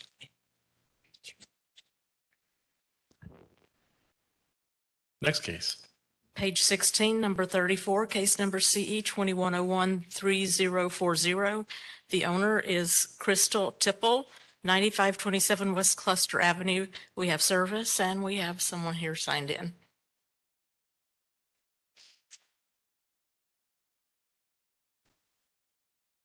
Morning. Will you both be testifying? Yes. Both of you raise your right hand. Do you swear or affirm the testimony you're about to give will be the truth, the whole truth, and nothing but the truth? I do. And both of you state your name and address. My name is Crystal Tipple, and I'm at 9527 West Cluster Avenue, Tampa, Florida, 33615. Good morning. Miguel Batanzas, 9527 West Cluster Avenue, Tampa, Florida, 33615. Thank you. Good morning, officer. Well, we're waiting for a picture. Oh, we're still in a picture. Sorry. That's okay.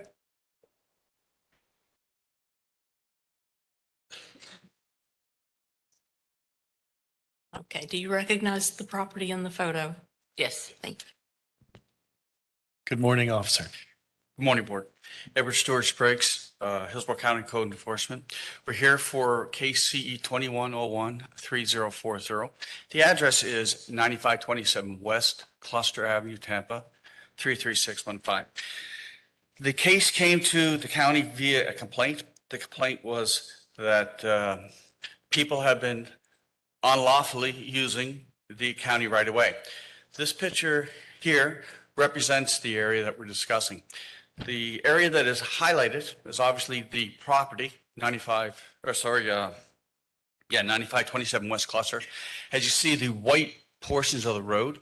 At the end, which would be to the west, running north-south, is a white line. That is actually a right-of-way. Unfortunately, the right-of-way became abandoned back in the 80s. However, it is still classified as a right-of-way. That is why when the complaint come to me, it came saying that people have been occupying this. This is the last house or last property that is contesting the occupancy of the right-of-way. The complaint actually had 9 other properties. Ms. Tipple here is the last one standing.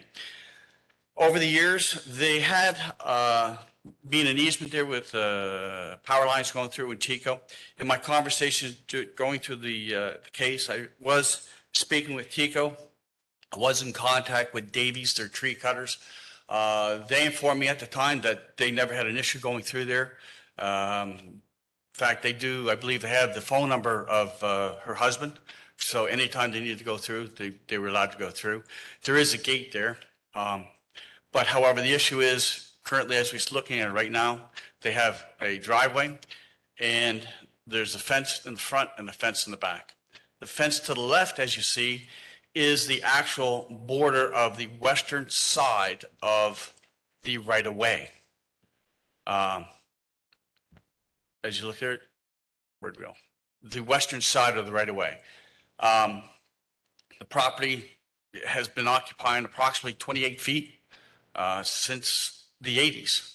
Had not been this, they're not the only ones, but they're the last ones standing. Everybody else had complied to occupying the right-of-way.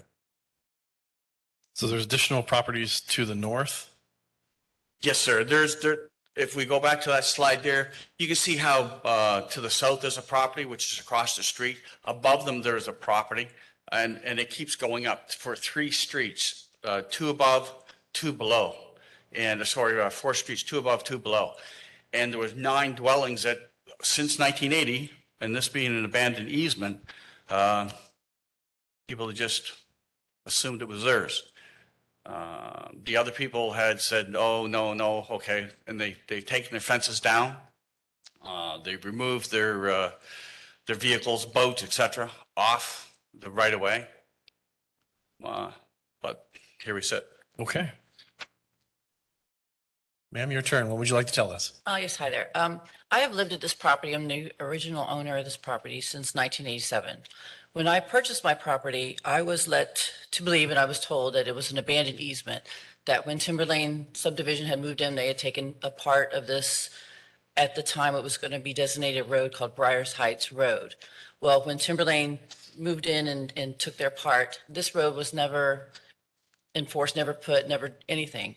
And when I went down in 2001, which I have copies that I've given to someone to look at, there was a gentleman named Charles Moore, which I wrote. I still have my folder from 2001.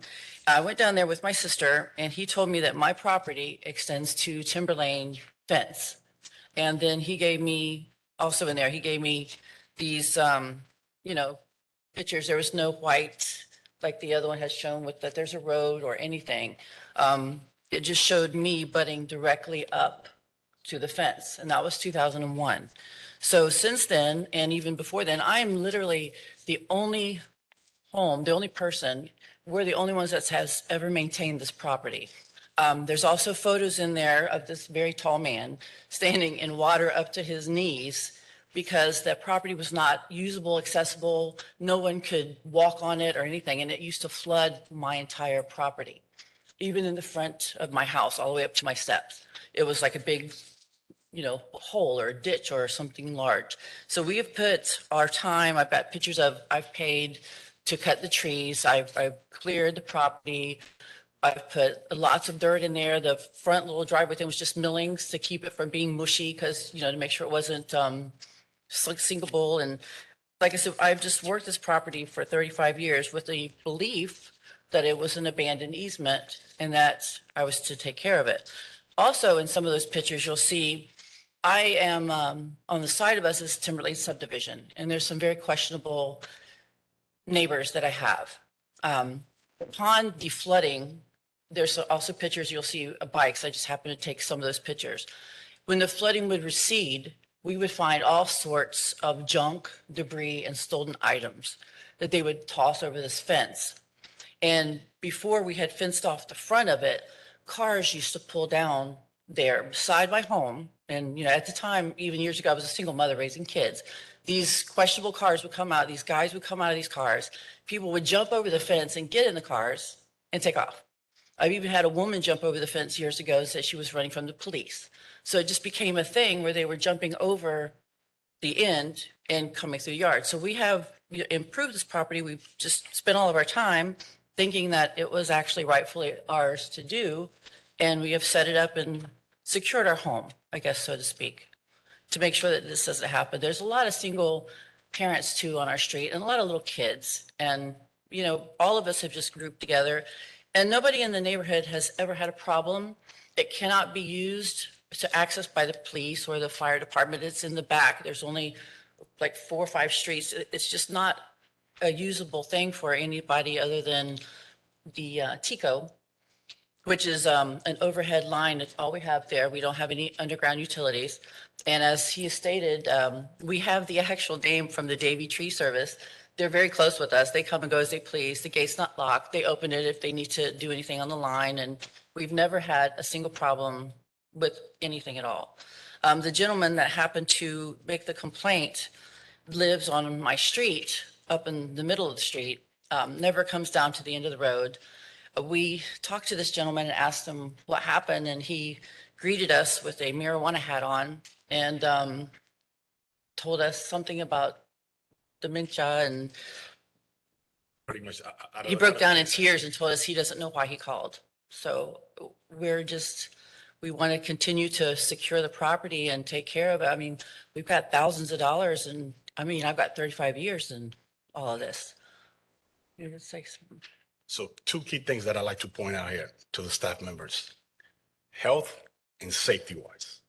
Just like she stated, we have a Timberlake right in the east side of our property. Everything that she said is pretty much at 100% right here.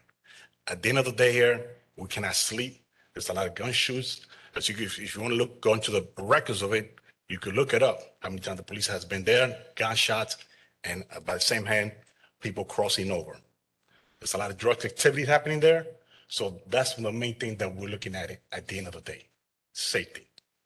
Second thing that I like to point out is health. Health-wise, meaning, just like you stated, we have done a lot of improvement. How? Pretty much that there used to be captured with water. I'm 6 feet tall. Sir, I'm going to need you to stand in front of the microphone. I can tell you're tall, but Yeah. folks downtown need to be No able to hear problem. you. So Yeah. So I'm 6 feet tall, the water will come all the way above my knees. So during time, not talking overnight here, 10 plus years has taken us a lot of time to improve the property at the end of the day. Mosquito, frogs, especially around this time living in Florida here, start from April all the way to late June or pretty much August. So those are the two main things there that I want you guys to kind of sit back before you guys made a decision here of why we have done this here. Yes, now we just came into encounter by this individual saying that we're doing all this stuff, in the negative sense of not taking care of the property. There has been a lot of improvement on the property at the end of the day. thank you. Questions from the board? A question. What's the easement? Is it just called an abandoned easement? Yes, sir. This is an abandoned easement, 28 feet from the western boundary, which is the western fence line, as we saw before. If we look up the picture, the yellow line to the left, it's 28 feet over. Okay, as far as the plat plan, was there no build on it, or did it say anything to that effect? The plat plan stated initially, as Ms. Tipple said, there was supposed to be a street there, okay, before Timber Lane was developed. Back in the day that they developed Timber Lane, and they, instead of putting a road down there, like was the initial doings, was the initial ideas, they had basically put a boundary line on Timber Lane as not to allow them to extend beyond the thing. The road was maintained there because they had just had the power lines up. So they had to have easement put in place for the power poles. That's all I can really. I have a question for go ahead. Everybody's saying the easement is abandoned. Is it abandoned or vacated? Everything I read is called abandoned easement. When I got through with the development service, something they call it an abandoned easement. It carries on, like I said, all the way from Hamilton, all the way down through all the streets to. And who owns the property, Hillsborough County? Yes. Okay. Yes, I can sympathize with what they're saying, but in the end, the property belongs to Hillsborough County. You cannot erect any permanent structures on that property. My suggestion to them is to start with the county real estate department and convince them that they have some rights to the property because they maintained it. The county has abandoned it. And in the best case scenarios, they could convince the county to deed that area to them or purchase the property from the county for a fee.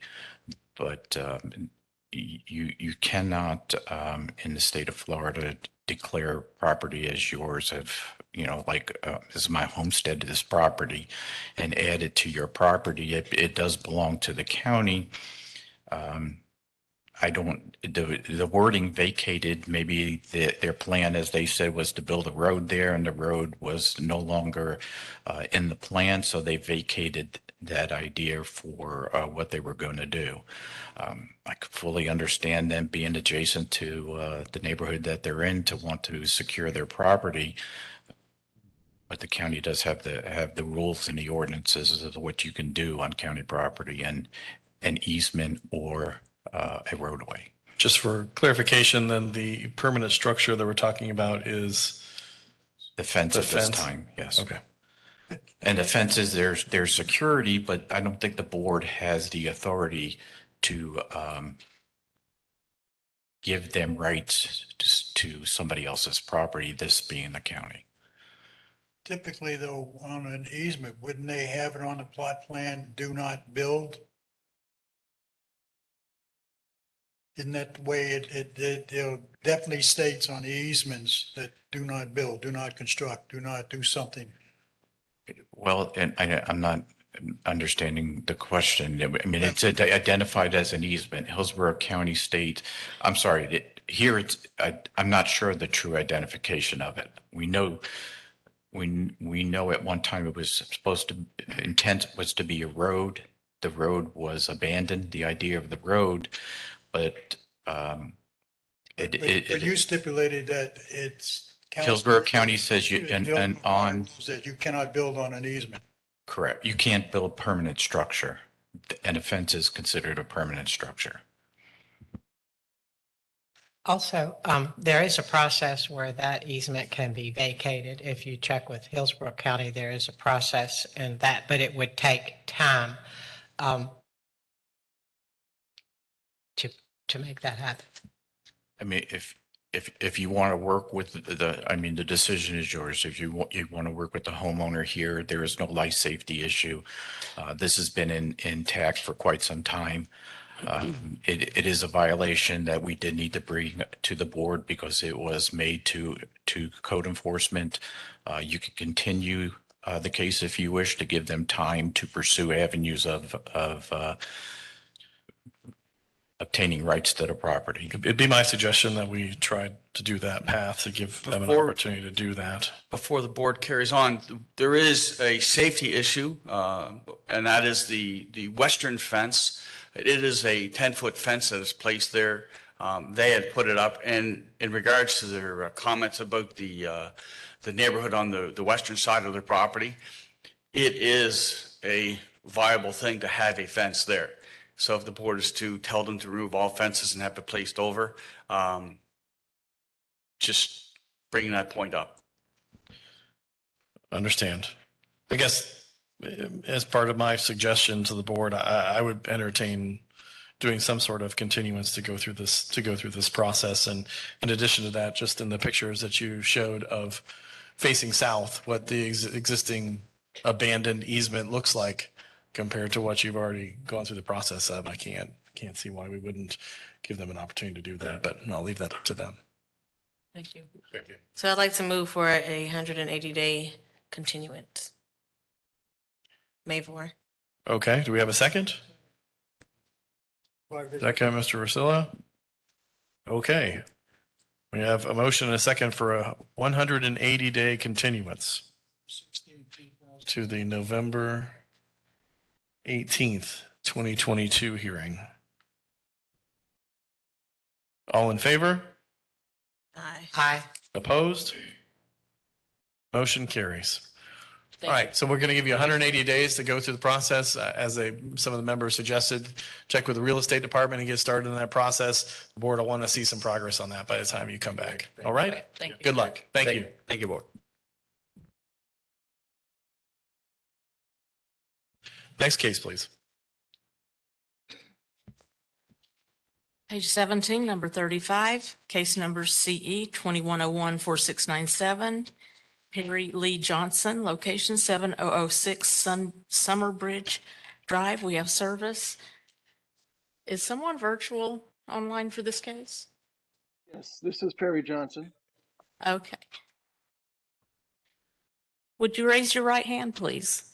Yes, Do you ma'am. swear, do you swear or affirm the testimony you're about to give will be the truth, the whole truth, and nothing but the truth? Yes, ma'am, I do. And give us your name and address. My name is Perry Johnson. My address is 10618 Aldermore Drive, Waimama, Florida. Property here in question, 7006 Summer Bridge Drive, Tampa, Florida.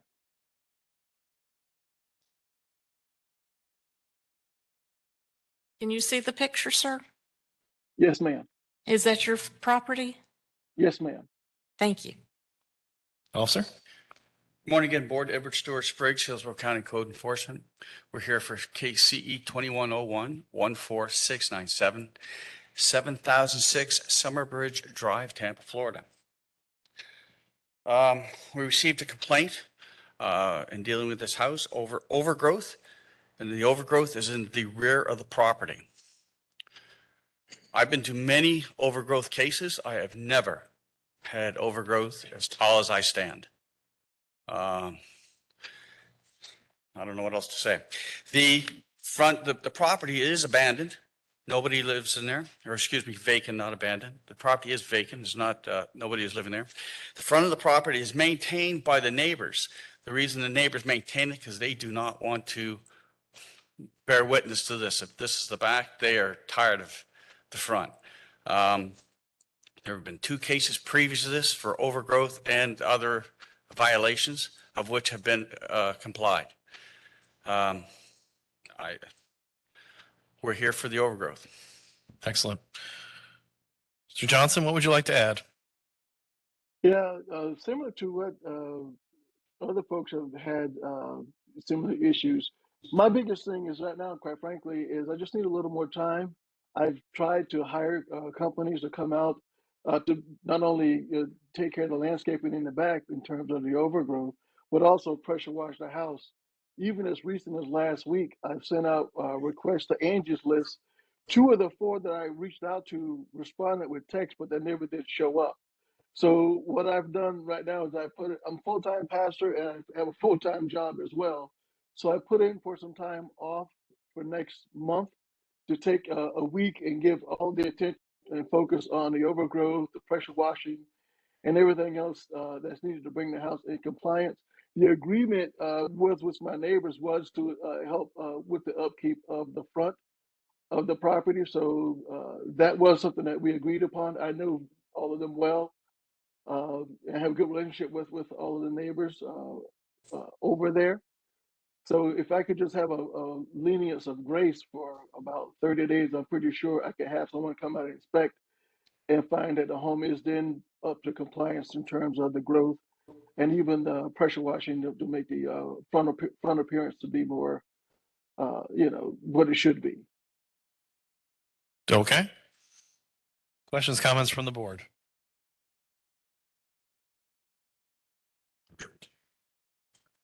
No questions. I'd like to move in case of number CE 21014697 for Mr. Johnson, that based on the evidence presented, I find that the property is in violation of Hillsborough County codes or ordinances as listed in the staff's presentation. Further, based on the gravity of the violation and the actions taken by the violator and the violator's history, that I grant 14 days to come into compliance, and if compliance is not achieved by that date, a fine of $200 per day be assessed. Do we have a second? Can't comment until we have a second. Without a second, the motion will fail. No second? I see no second. Do we have another motion? I would like to see the motion that was on the table amended to 30 days.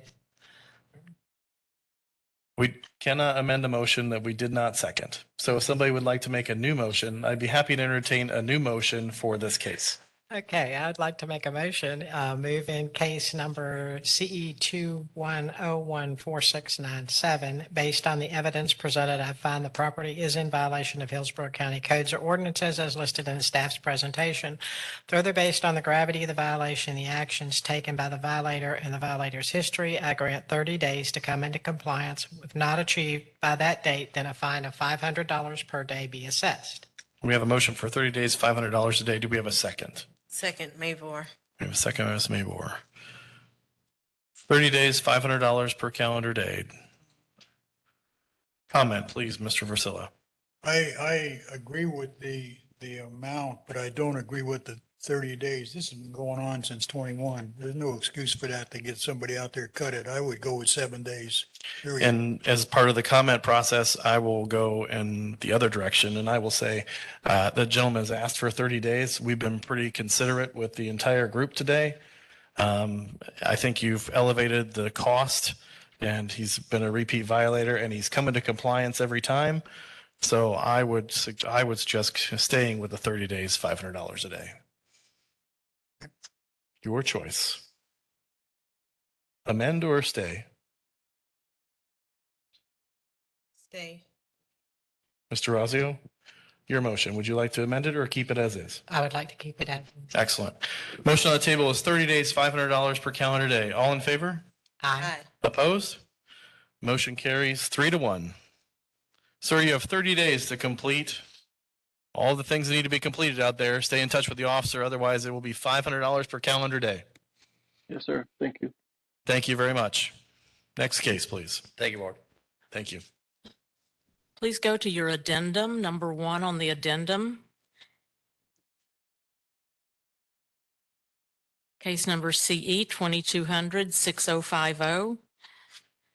The owner is Waters and Armenia Plaza LLC, location 8414 North Armenia Avenue. We have service, and we do have some people here for this case. Morning, raise your right hand, please, sir.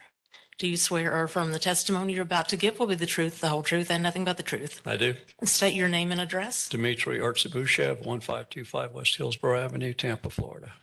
And your relation to this? I'm the manager of the LLC. Okay, thank you. Do you recognize the property in the photo? I do. Thank you. I have a few comments to make, though. Sir, not your turn yet. Okay. Hold on one second. Still morning. Good morning. Good morning. I'm Carmine Pisano with Hillsborough County Code Enforcement. This is the case of CE 22006050.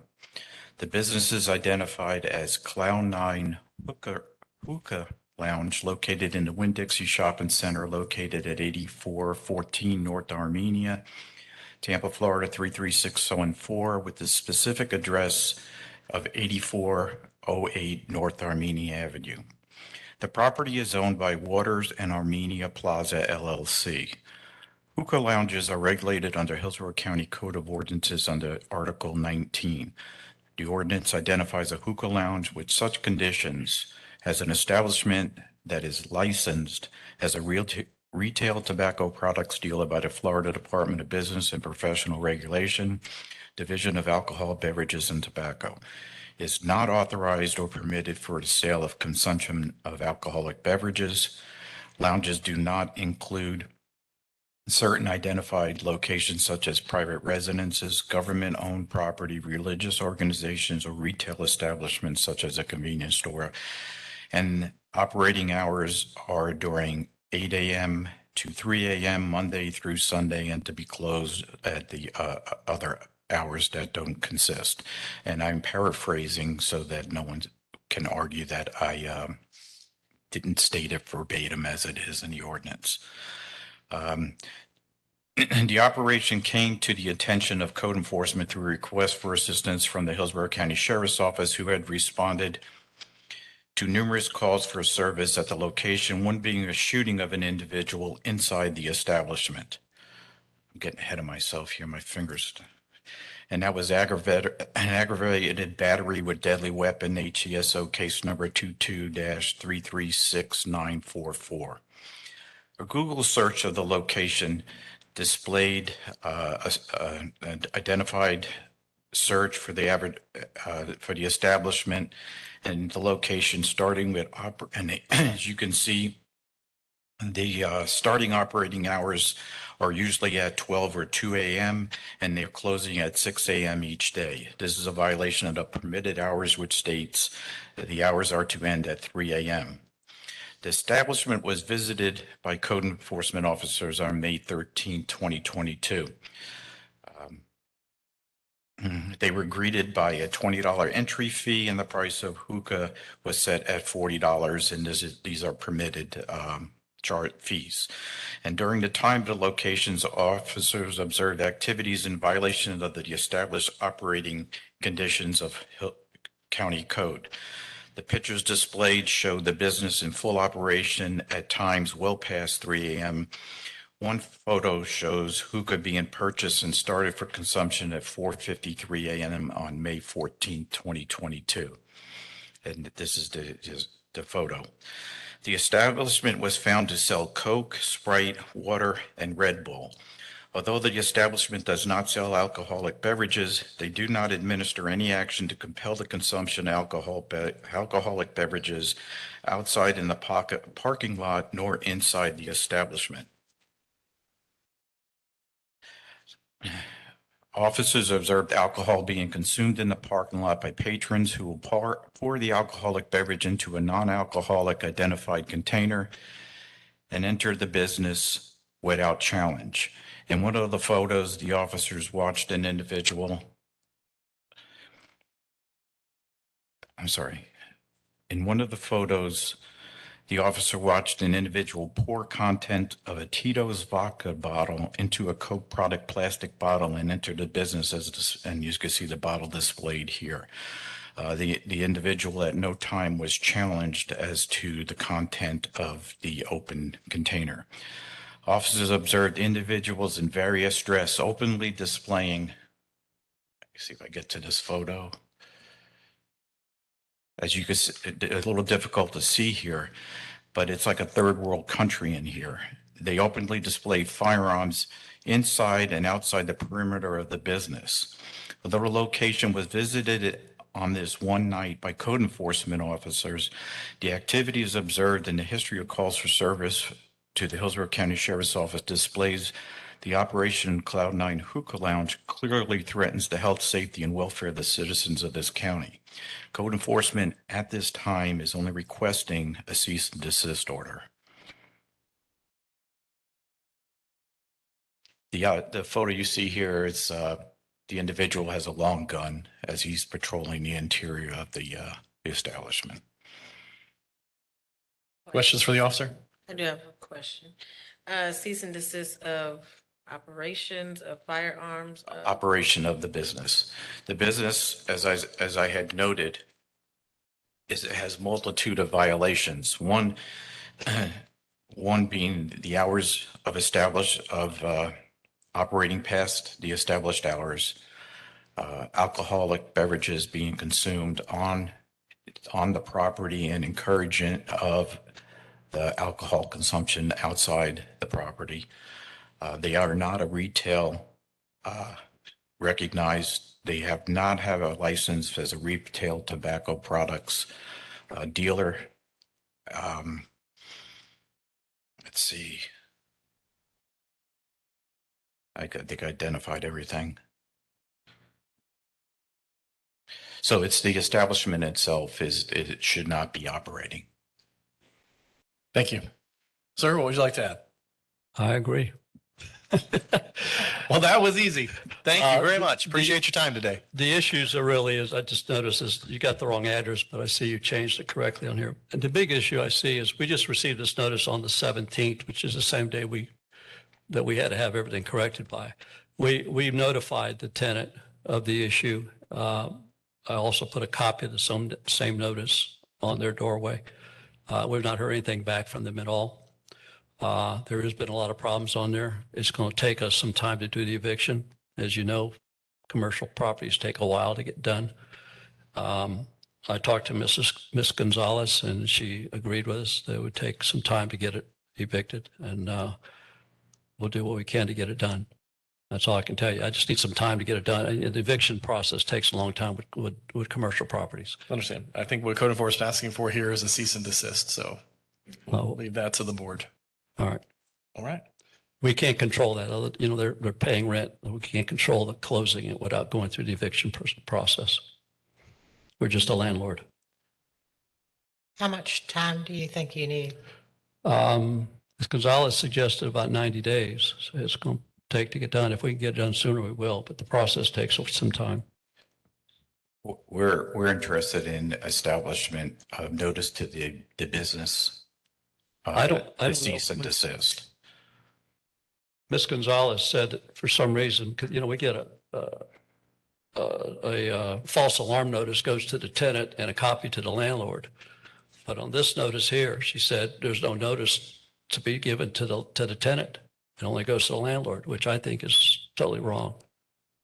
You would think the notice should go to the tenant also.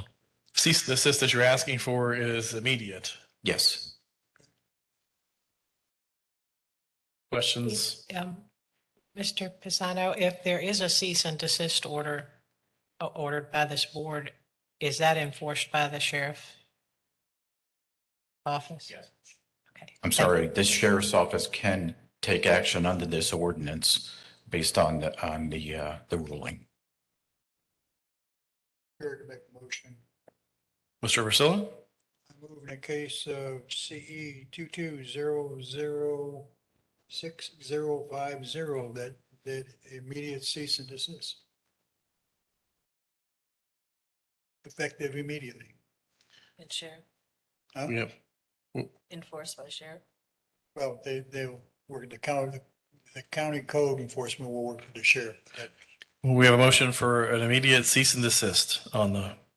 A second. Thank you. We have a motion and a second. All in favor? Aye. Opposed? How is that enforced? Motion carries, sir. So immediately you'll order a cease and desist, and you'll be notified of that. How is that enforced? You'll have to get with the code enforcement Because officer. we can't enforce it unless it's done by the sheriff or by the county. Right. You'll have to get with the code enforcement officers that are on the case, and they'll discuss those options with you. All right. Thank you. Thank you very much. Next case, please.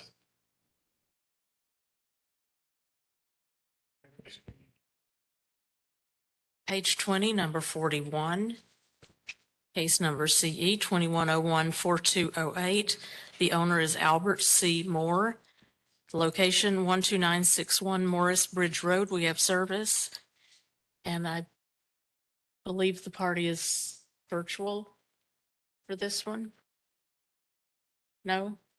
I apologize. That's not the correct information. Let's move on to another one. Okay, turn to page 21, number 43, case number CE 2100-8382. Oh, wait a minute. I don't have anybody here for this one. I apologize. Which case are you here for, sir? Albert Moore. Albert Moore? Oh, Number 41. I had it marked that you were online virtually, sir. I'm sorry. Let's go ahead and do this one. Great. Okay, raise your right hand, sir. Do you swear or affirm the testimony you're about to give will be the truth, the whole truth, and nothing but the truth? Yes. And state your name and address. Albert Moore, 12961 Mars Bridge Road, Denonis, Florida, 33592. Thank you. Do you recognize the property in the photo? Yes. Thank you. Good morning, officer. Good morning, Officer Ippolito Padilla. This is a self-initiated case that I drove by and looked at.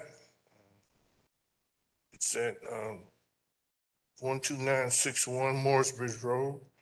It's zone RSC 4. It is not in foreclosure.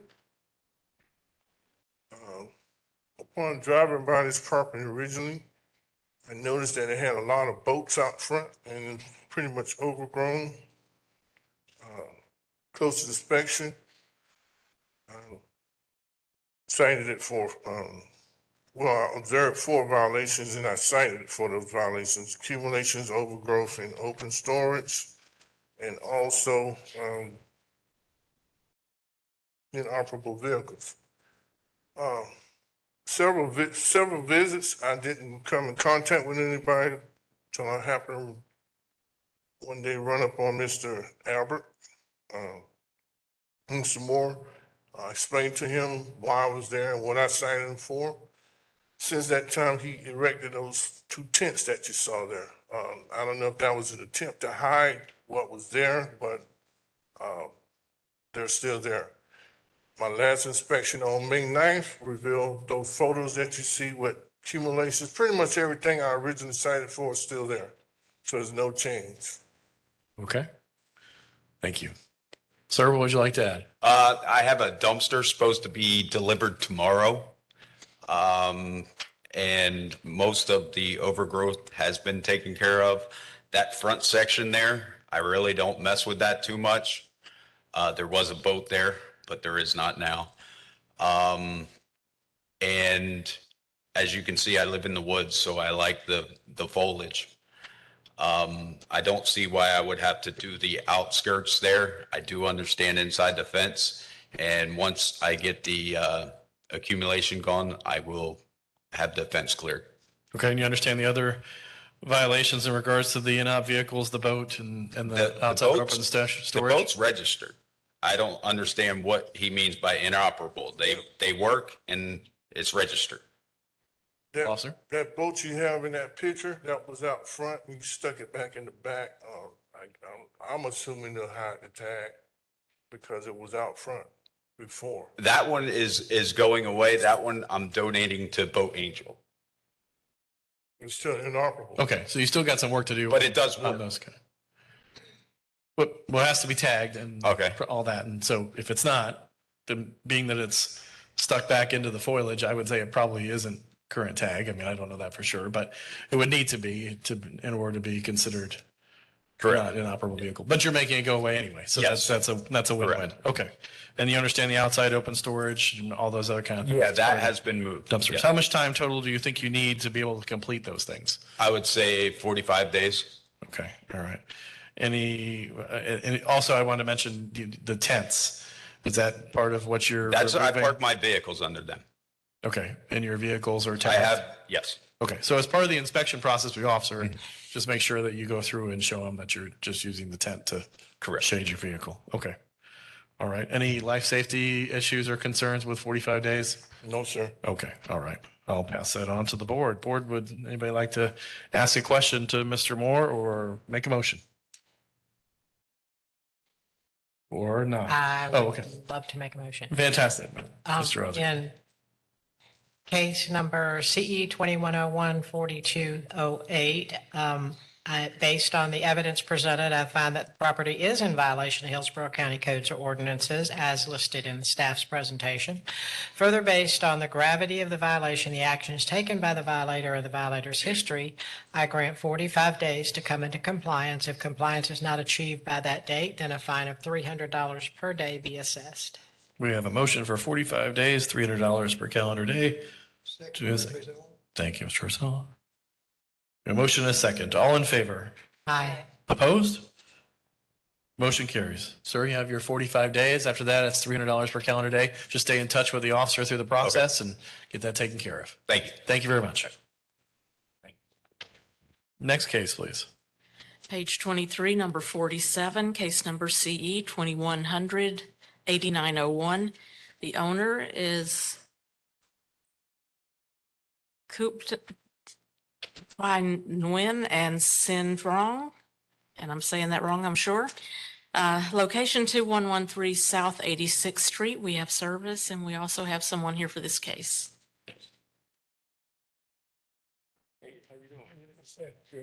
Actually, this is related to the case just before it as well. I didn't have it marked. Case number 46 on the previous page and number 47 are the same property owners. Good morning. Raise your Good right morning. hand, please.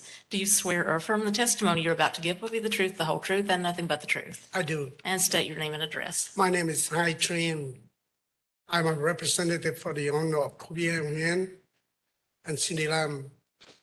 The address is 2113 South 86th Street, Tampa, Florida 33619. Thank you. Good morning, officer. Well, we're going to show them Oh, both. sorry.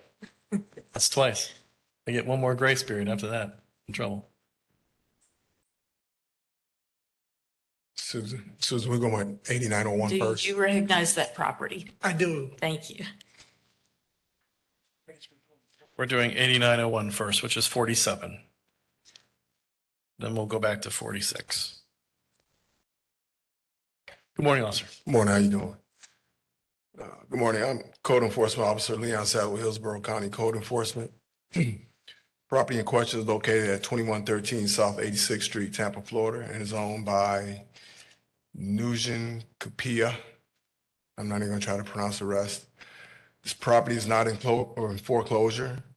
This property was first inspected on June 23rd, 2021. It was cited for a fence zoning violation. As of my last inspection on May 16th of this year, that violation still remained. Sir, what would you like to tell us about your fence? We have filed a variant, and right now we're waiting for the decision, you know. The reason for that is because the property has been vacant for many years. So when they bought the property, a lot of the homeless people are moving in and keep having party, loud music, beer bottle, can all over the place. And the owners they are very old people, and they got kind of nervous.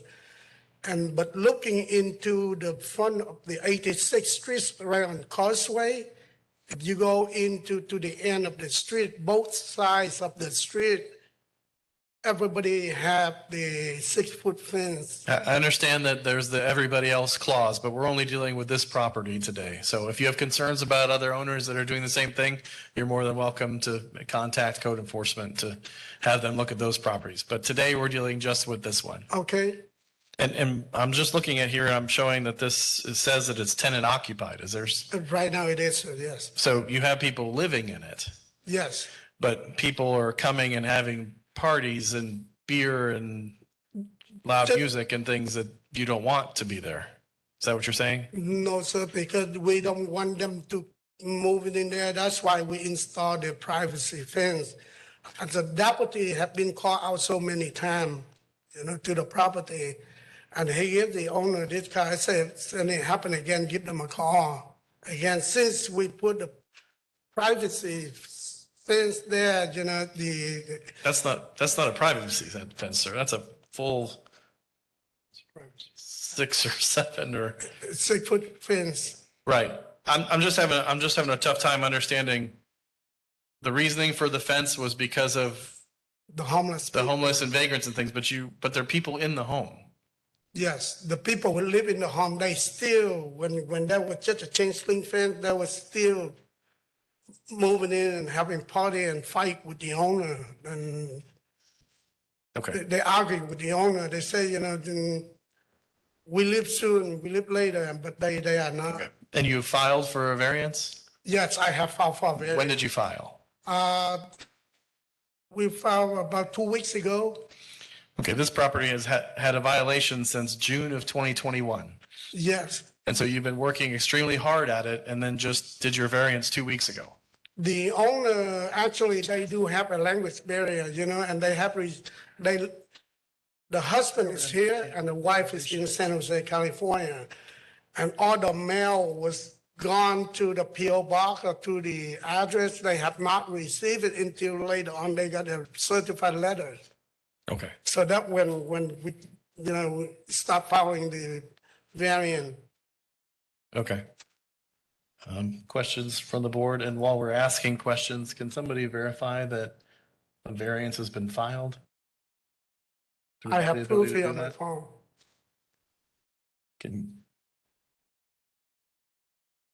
Question for the officer. Yes, sir. I'm confused on what the fence violation is. Is there, because there's two fences there? Or- Yeah, there's two fences. They put up a new fence, which is the wooden fence, Right. and it doesn't meet the setbacks. In order to have a 6-foot fence, it had to be at least 25 feet back before it could be 6 feet in the front of the house. Which is the reason for the 4-foot fence. Exactly. Which is, would be, if they took down the 6-foot fence, They'd that be in fence would be in compliance. compliance. Right.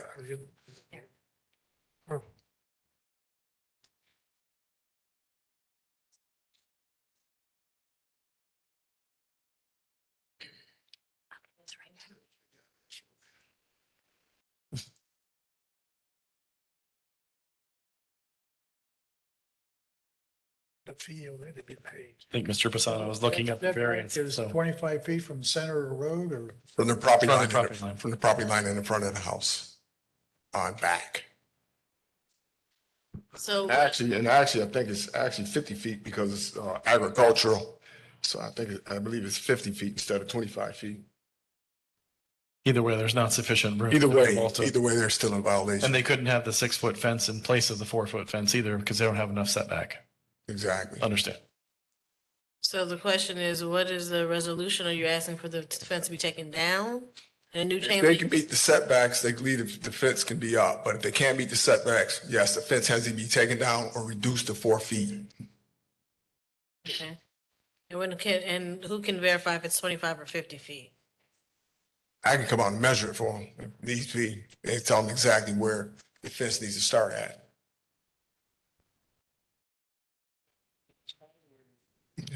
Yeah, it's not, there's not enough room. Yeah, but it doesn't even look like they can meet the 25 feet. No. And like I said, I believe, because this property is agricultural, I'm pretty sure it's 50 feet actually.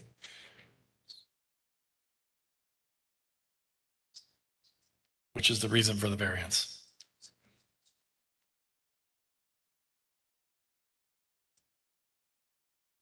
Mr. Pisano?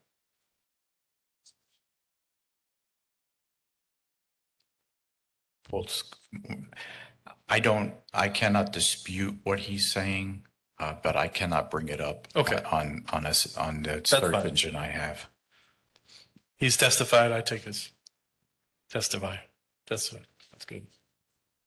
Other questions by the board? None. I would like to go ahead with the motion. I have to make sure I'm getting the right. I move in case of, well, I want to continue it. So continuance of 120 days. Okay, thank you. How many days? 120 days, September 17th. We would like an update on where we are with this. Do we have a second?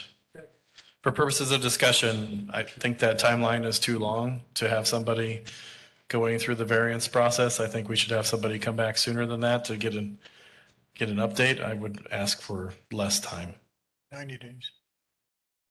Amending I would ask for 60, but 90 days. Yeah, 90 days would be. all I'm asking for is the property owner to come back and give us an update. That doesn't need to be completed by then. That was my question. It's up to you. Make your motion. My motion is 90 days. Okay, do we have a second? Second. Okay, motion and second for 90 days. All in favor? Aye. Opposed? Aye. Motion carries 3-1.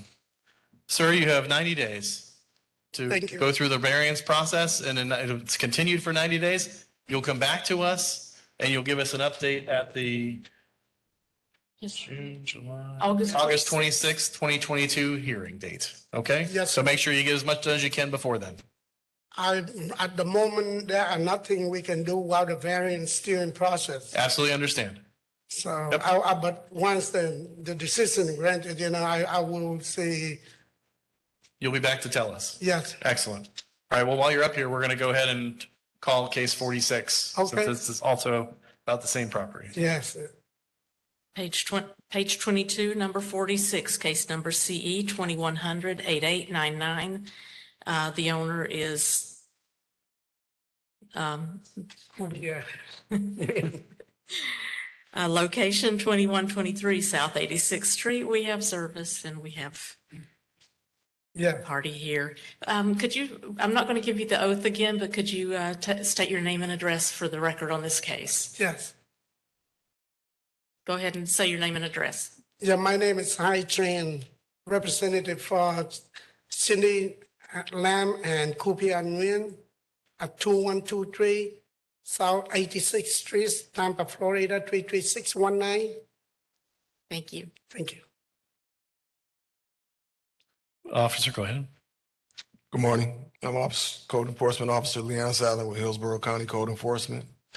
Property in question is located at 2123 South 86th Street, Tampa, Florida, and is owned by Kupia. Property is not in foreclosure.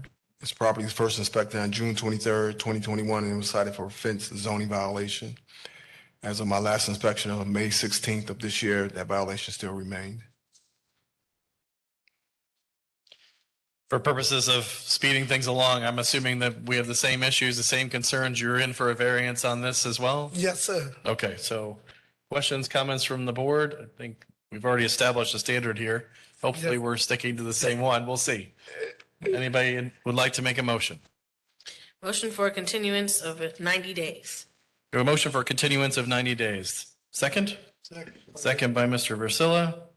All in favor? Aye. Opposed? Aye.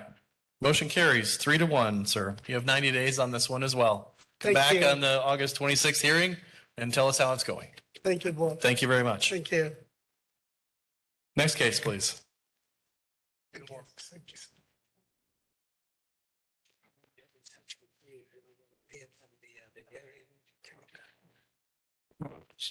Page 24, number 49, case number CE 2100-9461.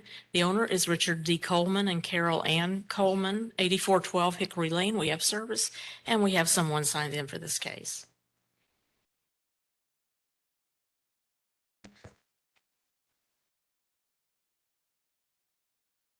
Good morning. Raise your right hand, please. Do you swear or affirm the testimony you're about to give will be the truth, the whole truth, and nothing but the truth? I do. And state your name and address. My name is Cynthia Coleman Alamong. I live at 10,001 California Street, Gibsonton, Florida. And how are you related to this? My deceased parents. Okay, okay, thank you. Do you recognize the I property? do. Okay, Yes, thank you. thank you. Officer? Yes, good morning. I'm Code Enforcement Officer Leon Sadler with Hillsborough County Code Enforcement. Property in question is located at 8412 Hickory Lane, Riverview, Florida, and is owned by Carol Ann and Richard D. Coleman. Property is not in foreclosure. This property was first inspected on July 7th, 2021, and it was cited for accumulation, overgrowth, and nuisance conditions. As of my last inspection on May 16th of this year, only accumulations and overgrowth remains. So the nuisance condition unsecured structure is complied? That's been pulled. It's been pulled. Okay. Well, just to comment, we just pulled it this morning under the assumption, and we assumed wrong that the residence was occupied, but I think we're finding out that it is unoccupied. Okay. So I don't know if it could be placed back on. But I don't know the legality on that. Let's see. Excuse me? There's someone living in there? The trailer's not occupied. No. So we pulled that item? We pulled it, just this morning. I don't know Okay. if we could place it back on for a ruling or we'll have to come back again to address it. That's a great question. Ms. Green, are you online? I am. Good morning. Good morning. Would you be able to weigh in on whether or not we can pull an item and then in the same morning before the It was board pulled meeting, we can put it back on? It was pulled this morning. Yes, ma'am. My name and the noticed party is present. Yes. I don't see why I couldn't go forward if she was properly noticed and she's present. Excellent. Thank you. Okay. We'll leave it on. So as of May 16th, all three violations still remain. Okay. Excellent. Ms. Cindy, what would you like to tell us?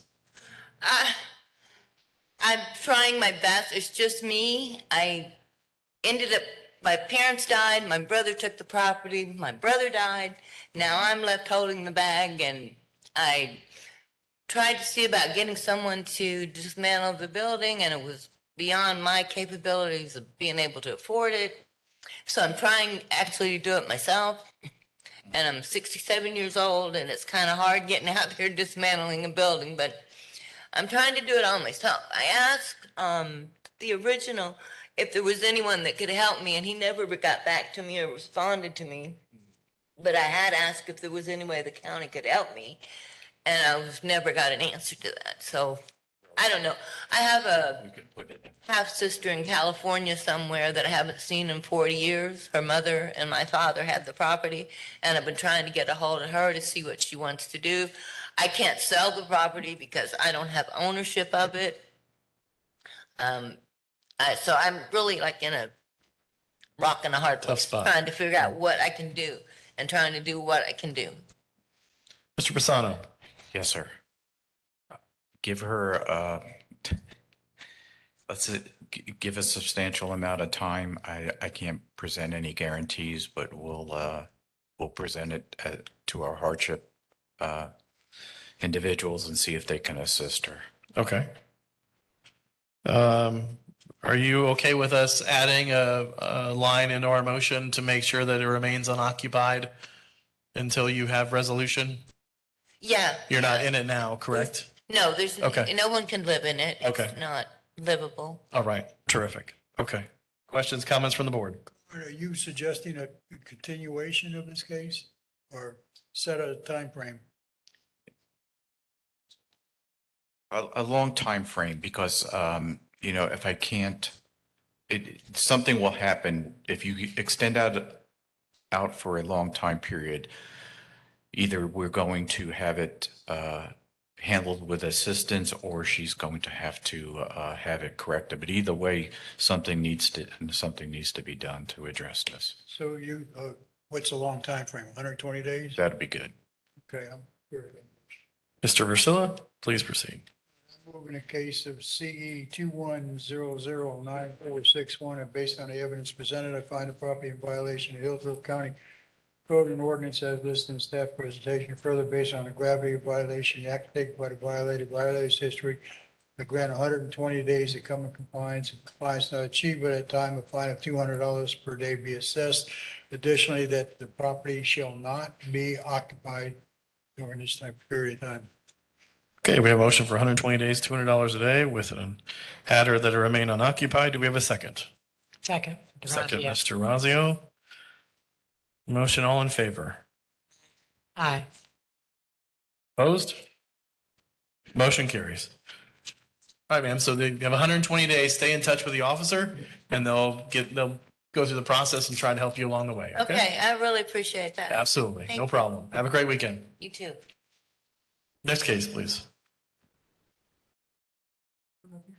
Turn back to page 11, number 23, case number CE 20015645. The owner is Carl Giovenco Living Trust, location 5814 North Lincoln Avenue. We have service, and we have a party signed in.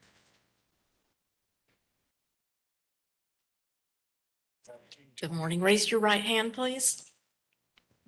Do you swear or affirm the testimony you're about to give will be the truth, the whole truth, and nothing but the truth? Yes, ma'am. And state your name and address. I'm Carl Giovenco, and I live at 11506 Shimmering Shore Place, Tampa, Florida, 33618. Do you recognize the property in the photo? Yes, ma'am. Thank you. Officer? Jose Reyes, Hillsborough County Code Enforcement. The property at 5814 Lincoln Avenue was inspected on October 19th, 2020 by Officer John Carrion. It was not in foreclosure. It was cited for general standards for non-residential structures, outside open storage, which was complied on May 4th, 2022. The violation for general standards for non-residential structures required that he pull a permit to finish the structure. I have two different photos The recent one is May 4th, but the one previous to that, 10/19, when Officer Carrion inspected to show it's been some time and the structure still hasn't been completed. The permit expired. Apparently, he has pulled another permit that expires in November 2022. Apparently, this has been going on since 2011. So what I'm asking is I'm sorry, 2011? Yes. As in permits and 11 years ago? Yes. Okay. According to the service request that came in,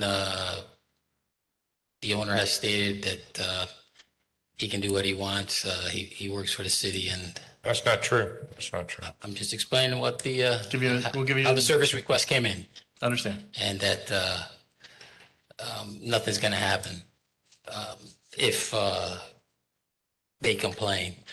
Again, this has been going on since 2011. All I'm asking is that once this permit expires, that it's either gets done or he gets cited for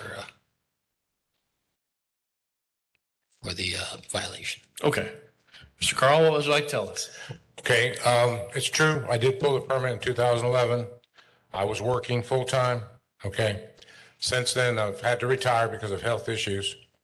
And I've never said to anybody that I could do anything I want. I have rented the front house and I've had made some enemies back and forth. So I'm sure that people will talk. I'm trying to finish this project. It's my workshop. As you can see, it's a big workshop and storage. I'm trying to clear all the debris. As we're building it, I've had to go back because of the time frame. I've had to go back and replace some of the trusses. And there were trusses on the ground that were rotted. So we've had to go through, put the money together and buy new trusses, which things are twice as expensive as they were when I started this project. I fully intended to finish it sooner, but I am retired now. I do work a little bit part-time, and I've committed to spend about $10,000 to $20,000 a year to try to get this finished. And it's my workshop. It's personal use only, nothing commercial going on there. I have debris on the ground, and I've been trying to throw that on a trailer, take it to the dump, and get it done. I want to get this finished. You can see the garage doors. If you were to look, there's new trusses. You see the new materials. The old trusses were on the ground as they were caught, they're rotted, so they have to be thrown away. I want to finish this. I want to complete it. Money has been an issue, okay? Having tenants renting that front house, I've had good and bad luck. Right now, I'm on a good trend. And the last tenants I had before these people tore the house up and reported me to code enforcement, okay? And because I was a city inspector, I know what needs to be there. And they tore the house up and they abandoned the house, okay? About the same time the gentleman got their complaint. So I'm not surprised. But you can see that I'm building it to code.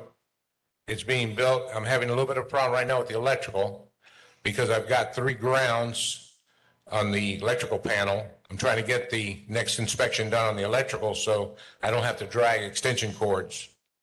And the electrical service, they're also, TECO's bringing in an underground crew now. So anything that was overhead is being replaced with underground connections. They're surveying right now. The properties are all being surveyed. How much time do you think you need to complete what you're working on? I want to get to the electrical stage, and I've been in touch with the chief electrical inspector because of the dispute with my grounds. So Kerry Smith is the electrical chief that I've been speaking to.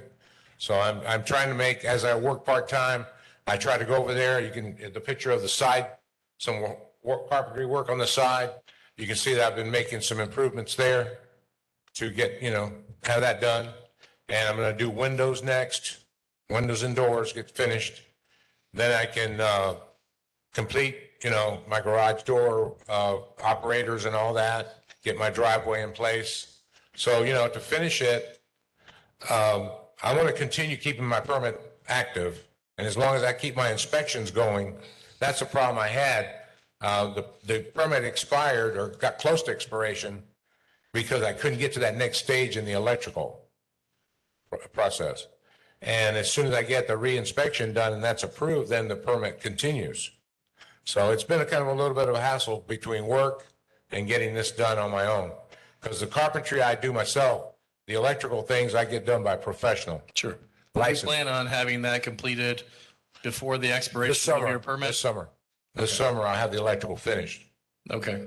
Okay. So you'll have, And meter can in. Now Tico's gonna I'm gonna have it overhead. Tico's gonna come in and bury a cable, which is their situation. They want to do it that way.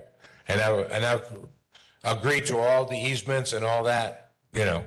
But to answer Mr. It was Reyes. They changed inspectors on me. To get. that happens after 11 years. Oh, I know, sir. Yes. I know. Hey, I'm Sicilian and we're really slow. Absolutely, understand. But I want to get this done. You know, it's a priority. Yep. And I understand. All I'm looking for is a timeline. How much time do you think you need to be able to complete that so I can have the folks beside me here come up? The summer, we're gonna have the electrical, and right after that, I'll have the windows and stucco finished. So you're looking at 90 days, 120 days, That's fine. somewhere in there. 120. Okay. 120. And You'd like 120 days? Yes, sir. Okay. And Mr. Reyes, I'll stay in touch with him. I'll get his phone number, whatever, keep it. You've been listening today. I have. Yeah. I have. Excellent. Okay. I'm a good listener. All right, I'll pass it on to my board if they have any questions. Thank you for your time. Absolutely, absolutely. Y'all been super duper. Thank you. Any questions, board? To the microphone, please. Inspector, are you agreeable to 120 days? Well, the permit expires in November. I mean, if he can't have it done by November, we're talking 11-year project. Well, I haven't worked on it continuously for 11 years, but you're right. So if it's done by the end of the, Wait, the permit's 180 days from Yeah, now, yeah, so, yeah, I mean, so- 120 is. yeah, so I mean, that's fine. I'll have progress and get the grounds cleaned up. Will that Excellent. satisfy your? I mean, that's fine. If he says it'll get done by the summer. Okay, Mr. Versillo, I'm prepared to make a motion. please. I'm moving the case of CE 200115645, that based on the evidence presented, I find the property in violation of Hillsborough County Code and ordinances as listed in staff presentation. Further, based on the gravity of violation, action taken by the violator, violence history, I grant 120 days to come in compliance. Compliance not achieved by that time, fine of $300 per day be assessed. All right, we have a motion for 120 days, $300 a day. Do I have a second? Second, Mayvor. Thank you, Ms. Mavor. We have a motion and a second. All in favor? Aye. Opposed? Motion carries. You have your 120 days, sir. May I ask you some questions? You can ask the officer some questions. Now, Well, the I board just- has ruled, so. I understand the content of that, but what I was going to say was for the finishing touches, the cosmetics, can I, as long as the permit's active, am I still good? That's a fantastic question, and that's one that you can ask the officer when you stay in touch with him during your 120 days. Okay. All right? Thank you all. Awesome. Thank you. Have a great weekend. Okay, thank you.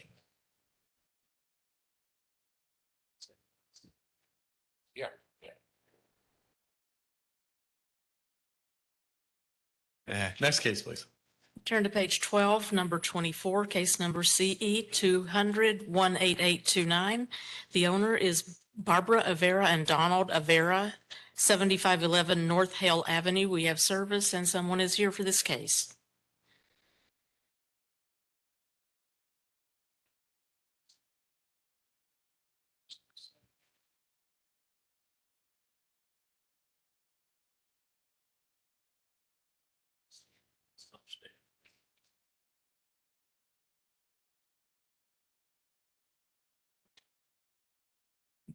You've been nominated to talk. I don't like that. Can you pull the mic closer to you? Or- Yeah, I might break it.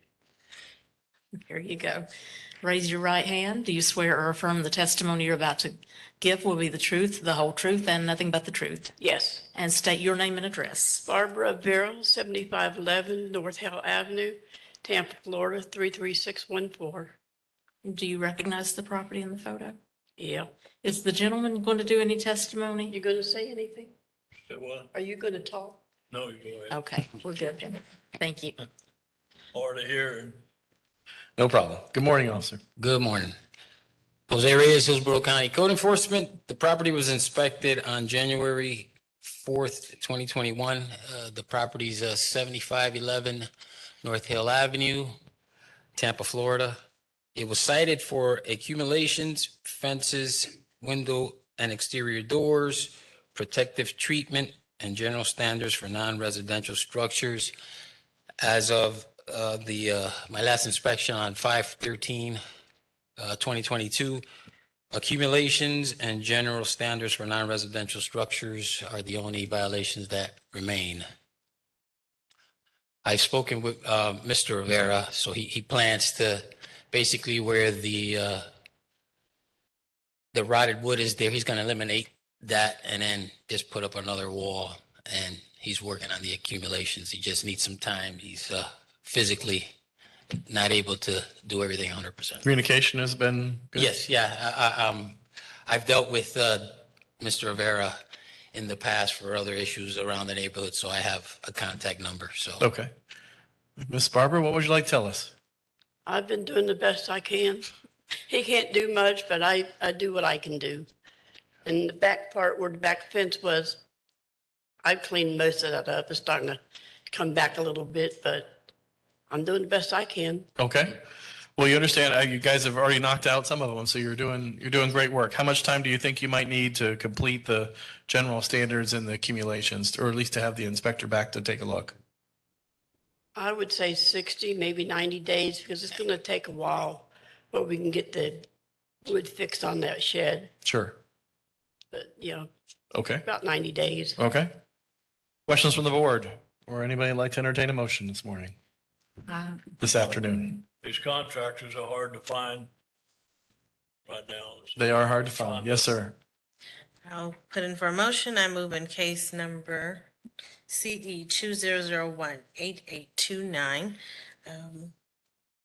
That based on the evidence presented, I find that the property is in violation of Hillsborough County codes or ordinances as listed in staff's presentation. Further, based on the gravity of the violation, the actions taken by the violator and the violator's history, that I grant, let me say, 90 days to come into compliance, and if compliance is not achieved by that date, a fine of $200 per day be assessed. Okay, we have a motion for 90 days, $200 per day. Do we have a second? Second, Durazio. Thank you, Mr. Razio. 90 days, $200 per day. All in favor? Aye. Opposed? Motion carries. All right, folks, you have 90 days. Just stay in touch with the officer as you go through the process, okay? Thank you. Thank you. Have a great weekend.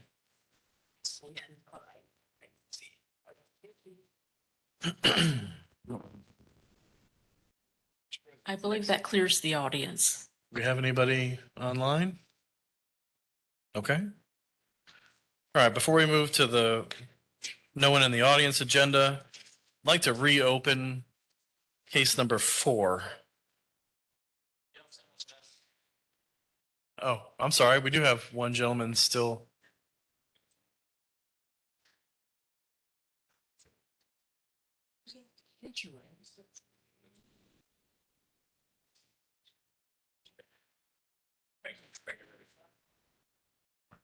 $2,100.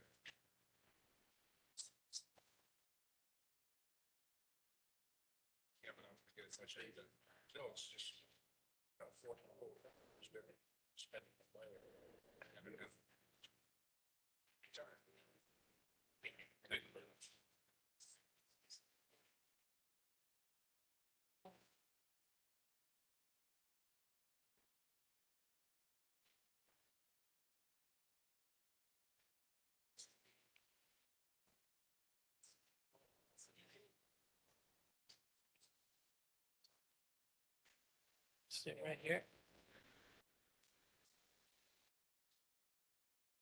Sign your first name. Filled that out. You did? Yeah, I filled one out up front. They don't have it right. Let's do it again, please.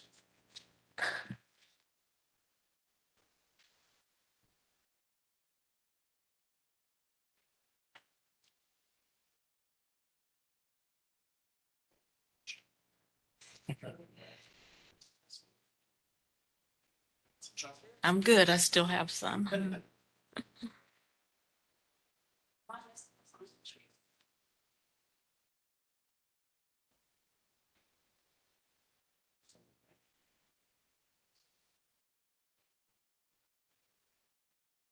We ready?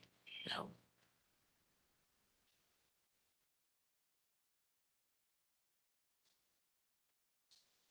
Thank you, sir. Sorry for the confusion.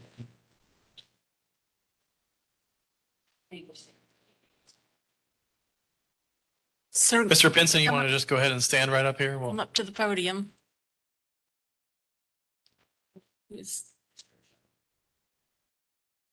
Okay, this is on page 21, number 44, case number CE 2100-8477.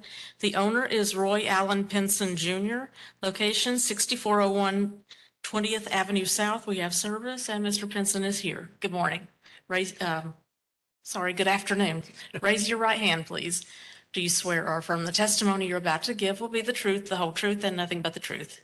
To the best of my knowledge. And state your name and address, please. My name's Roy Allen Pinson Jr. My address is 6401 20th Avenue South, Tampa, Florida, 33619. And do you recognize that property? I do. In the photo. Thank you.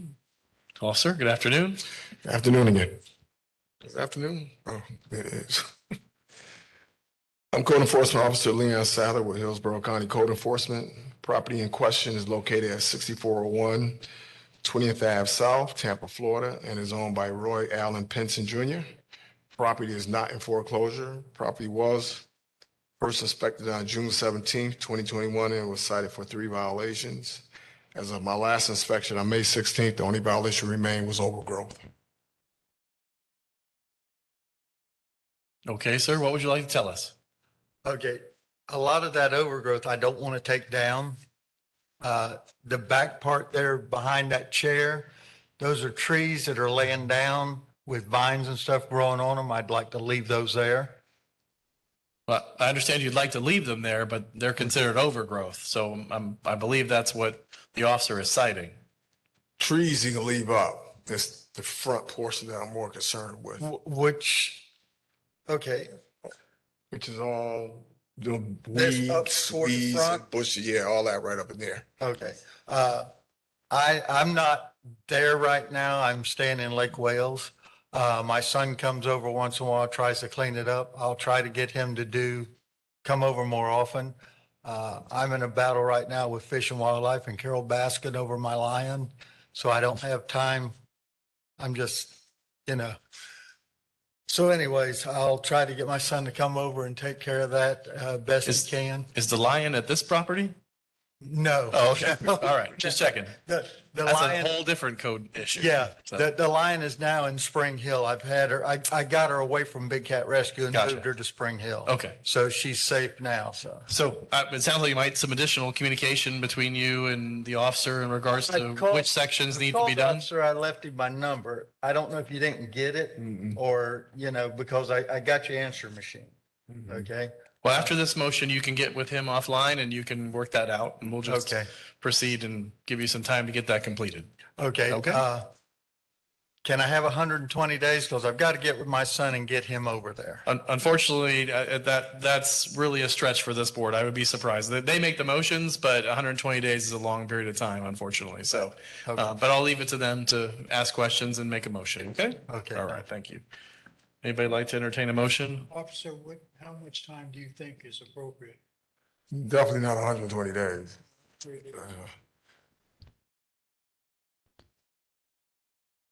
I mean, it's just overgrowth. It's only, I would say just a couple of weeks. It's just what I did to cut the grass. Would anybody like to entertain a motion? I'll make a motion. Okay, Mr. Rosillo. Which case number? Case number 44.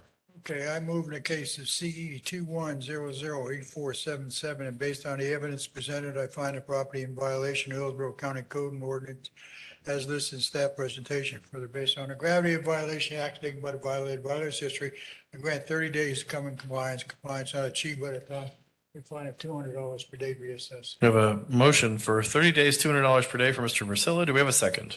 Second, Mavor. Second, Ms. Mabor. Thank you very much. Motion and a second. All in favor? Aye. Opposed? Motion carries. Sir, you have 30 days to get that completed. Just stay in touch with the officer. He's got his card.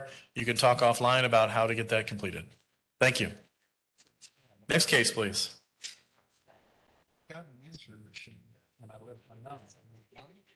I think it was on the paper I had that they had sent.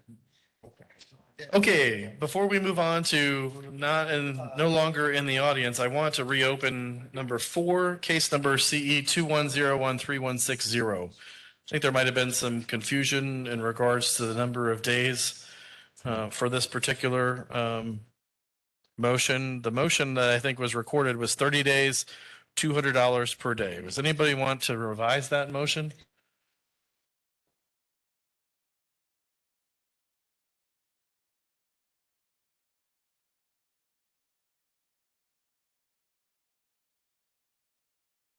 just to address the board, this is the violator truly in this case is the resident. The resident is being in the process of being evicted. We know how evictions do take some time. The courts are still trying to catch up with everything that's going on. I just thought 30 days myself was a little short period, but I didn't have time to comment. I'll revise that motion because of sympathy. Thank you. That falls between in the dictionary. We know where that falls. Yes, sir. Yes. 60 days, $200. Can we go like 90 days to give her enough opportunity? I think the owner is doing everything that she can to get this resident out, and you could see by his attitude that's not going to be that easy. I'm okay. I'm okay with the 90 days, but we have to have a motion. So I go with 60 days and get jarred by my people here. 60 days, what I would change it to. okay, we have a motion for 60 days, $200. Revised motion for 60 days, $200 per day. Do we have a second? Second, Mavor. We have a second. All in favor? Aye. Opposed? Aye. Roll call, please. Lorenzen, Opposed? Durazio, Opposed. Mavor, In favor? Mavor. In favor. Was that 60 in days. favor? Brazilla? In favor. Motion failed 2-2. Lorenzen and Durazio voted no. Motion fails. I'm looking for another motion. Does anybody else want to make a motion in regards to this? I'll make a motion in case number CE 21013160. Based on the evidence presented, I find the property is in violation of Hillsborough County codes or ordinances as listed in the staff's presentation. Further, based on the gravity of the violation, the actions taken by the violator, and the violator's history, I grant 90 days to come into compliance, and if compliance is not achieved by that date, a fine of $400 per day be assessed. Okay, we have a motion for 90 days, $400 per day as a revision. Do we have a second? Second. Members in favor? Aye. Opposed? Motion carries. 90 days, $400 per day revised. Thank you.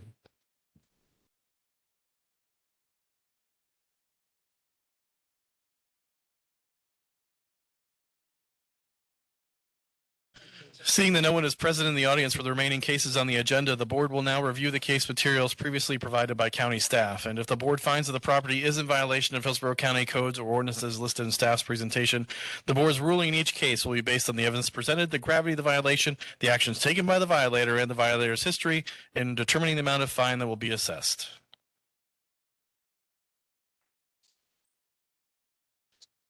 Next case, please.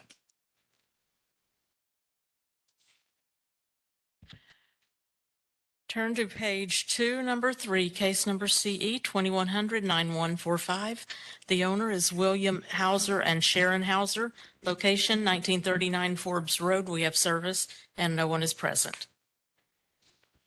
Good afternoon, Mr. Bowling. Afternoon, Donald K. Bowling, Hillsborough County Code Enforcement. This case began in 6/29/2021. The residence and folio is zoned AS1. The last visit was on 4/26/2022. The owner has been contacted at least once by the originating case officer. The violations remaining are accumulations, fencing, an operable vehicle, and outside open storage. And there's probably more vehicles behind that fence, but the camper there is obviously something that would get pulled over if towed down the road. Okay. Have you had communication with the owner? I'm sorry? Communication with the owner? There has been communication by the originating officer when the case first started, yes. Do you know what the response was, or? Only from what I read is that it was acknowledged that he knew he was in violation, or that he was told he was in violation. I grant 30 days, $250 a day. 30 days, 250 is the motion. Do we have a second? Second, Mayvor. Second, Mayvor. All in favor? Aye. Opposed? Motion carries. 30 days, $250 per day. Next case, please. Page 3, number 5, case number CE 21012600. The owner is Mary Jane Pearman. Location 12702 North Howard Avenue. We have service and no one is present. Good afternoon. Good afternoon, Officer Gonzalez, Hillsborough County Code Enforcement. The case CE 2101260. That's 12702 North Howard Avenue, Tampa, Florida 33612. The property is zoned as RSC-6. It is not homesteaded and it is not in foreclosure. The owner, Mary Jane Perman, is the property owner. First visit was on August 31st, 21, and the violations were recreational utility vehicles, exceeds allowable number, accumulations, overgrowth, and inoperable vehicles. One was the one that's shown here is a Jeep, expired on 10/18, a Ford, no plate. One of the photos shows that they backed up into the driveways and I couldn't see the tags. And here we are. Last visit was May 16, 2022. No contact was made. Numerous door hangers were left and no contact. Excellent. Questions for the officer? None. Motion? I grant 30 days to come into compliance. If compliance is not achieved by that date, a fine of $250 per day be assessed. Motion for 30 days, $250 per day. Second? Second, Duragio. Thank you. Seconded. Thank you. All in favor? Opposed? Motion carries. 30 days, $250 per day. Next case, please. Number 6, case number CE 21014358. This case is pulled for lack of service. Page. I like the shock and awe. That was nice. Page 4, number 8, case number CE 21013249. This case was pulled per staff. Number 9, case number CE 21013605. The owner is Gaston Montez, 6603 Webb Road. We have service and no one is present.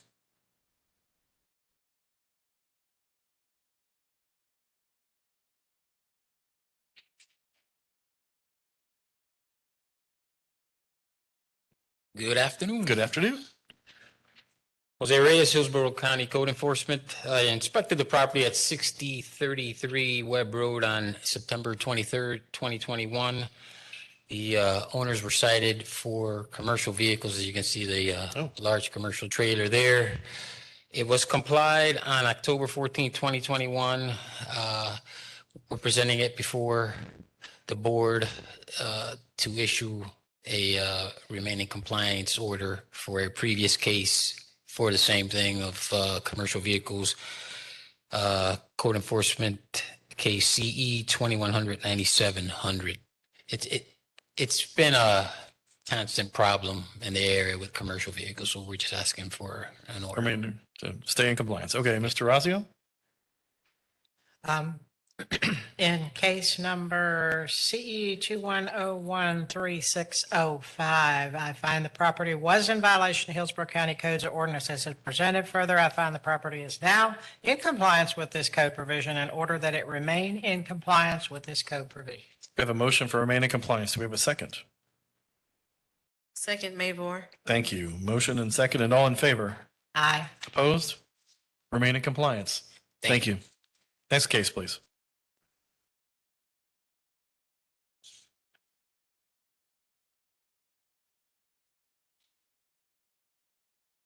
Page 5, number 10, case number CE 2000-4605. The owner is Larry L. Sims and Helen L. Sims. 19217 Living Good Road. We have service and no one is present. Wrong slide. Looking for 4605. Good afternoon. Good afternoon. Again. Again.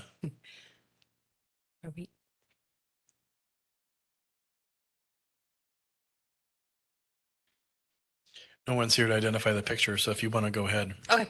This case is CE 20004605. I am Officer Sarah Franco with Hillsborough County Code Enforcement. The property in question is zoned RSC 6, located at 19217 Living Good Road, Lutz, Florida 33559, owned by Larry and Helen Sims. The property is occupied and not in foreclosure. First inspected April 2nd of 2020. This is the first case investigated by code enforcement in the past 5 years, but overall, the past 15 years, this is their sixth case. Wow. There have been 15 site visits conducted on this property for this case alone. The following violations still remain: accumulations, inoperable vehicles, outside open storage, overgrowth, fences, commercial vehicle in a residential zone, and agricultural animals, to include several roosters roaming the property. The only time I've been able to speak to the property owner was on February 11th. I happened to pull up to the property and Helen was outside. She prefers not to have anybody on her property, so I spoke to her from a distance. I did remind her of the case and all the violations which still remain, and she stated that due to her and her husband's medical conditions, she's not able to do anything.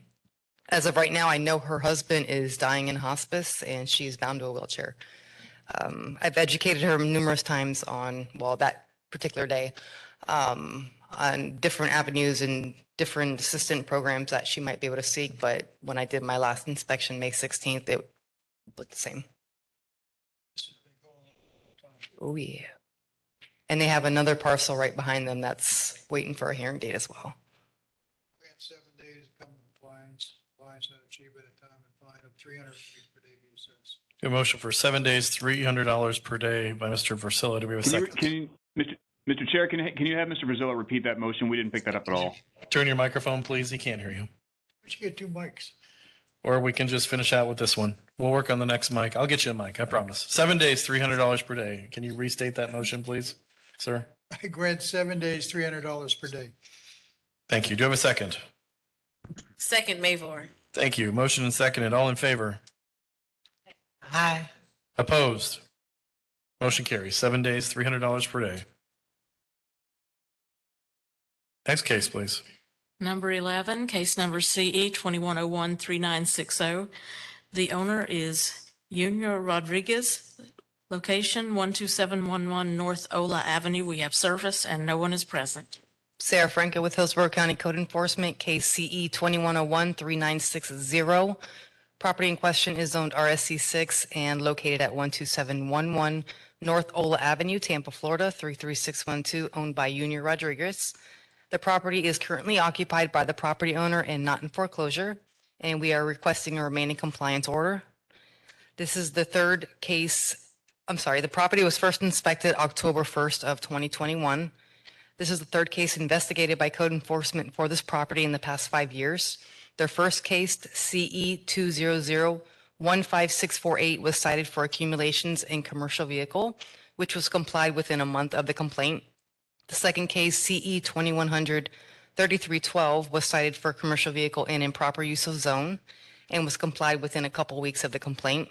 This case, CE 2101-3960, was cited for accumulations, commercial vehicle, and improper use of zone and was complied within a couple months of being cited. That is when a remaining compliance order was initiated, which was in January of this year. There have been 5 site visits conducted on this property. The inspection I conducted back in January showed compliance with all 3 violations. During my last inspection, May 16th, I was able to speak to the property owner's wife, Mrs. Rodriguez, and explain that a remaining compliance order was being initiated. She advised me that her husband has found a lot for Brent to store all his commercial vehicles and that there will be no more issues out of her or her husband. And I conducted my final inspection May 16th and photos were taken. Thank you. Ms. Mayvor? I find that the property was in violation of Hillsborough County codes or ordinances as presented. Further, I find that the property is now in compliance with the code of provision in order that it remain in compliance with this code provision. A motion for remaining compliance. Do I have a second? Second by Vazella. Thank you. Motion and seconded. All in favor? Aye. Opposed? Motion carries. Remain in compliance. Thank you. Page 6, number 12. Case number CE 2200-4441. The owner is Robert Elliott, 5213 Colfax Place. We have service and no one is present. Good afternoon. Good afternoon. Chris Masson, Hillsborough County Code Enforcement. Case number CE 2200-4441. The property is located at 5213 Colfax Road and owned by Robert Elliott. It's zoned RSC 6. It's not in foreclosure. Violations of overgrowth and general standards of a dwelling.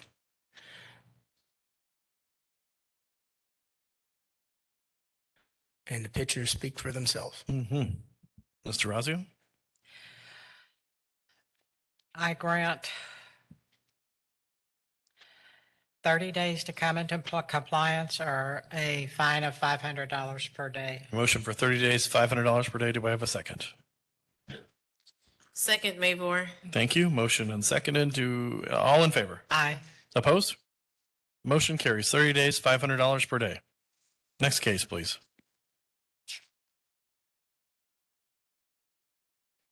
Turn to page 7, number 15, case number CE 2100-6445. The owner is Paul F. Savage Real Estate LLC and Ernest M. Hayfley Jr., location 1211 Top Notch Lane. We have service and no one is present. Just before you start, we have 2 officers to testify in this. Okay. Thank you. Great. Officer? Officer Watson with Hillsborough County Code Enforcement here for CE 2100-6445, 1211 Top Notch Lane, Ruskin, Florida, 33570. I have been in contact with the owner. The initial inspection for this case was 5/10/2021 with 3 violations of accumulations, overgrowth, outside open storage. As of 5/16/2022, all violations were current. This case originated from an EPC referral in May of 2021 for accumulations. The folio is currently in fine run status with Natural Resources, case number L1852295. In the last 5 years, this is the only code case that had violations. Okay. Terry Converse, Hillsborough County Code Enforcement. The board and the special magistrate are very familiar with Mr. Savage. He's had numerous cases in the past throughout Hillsborough County dating back to 2009.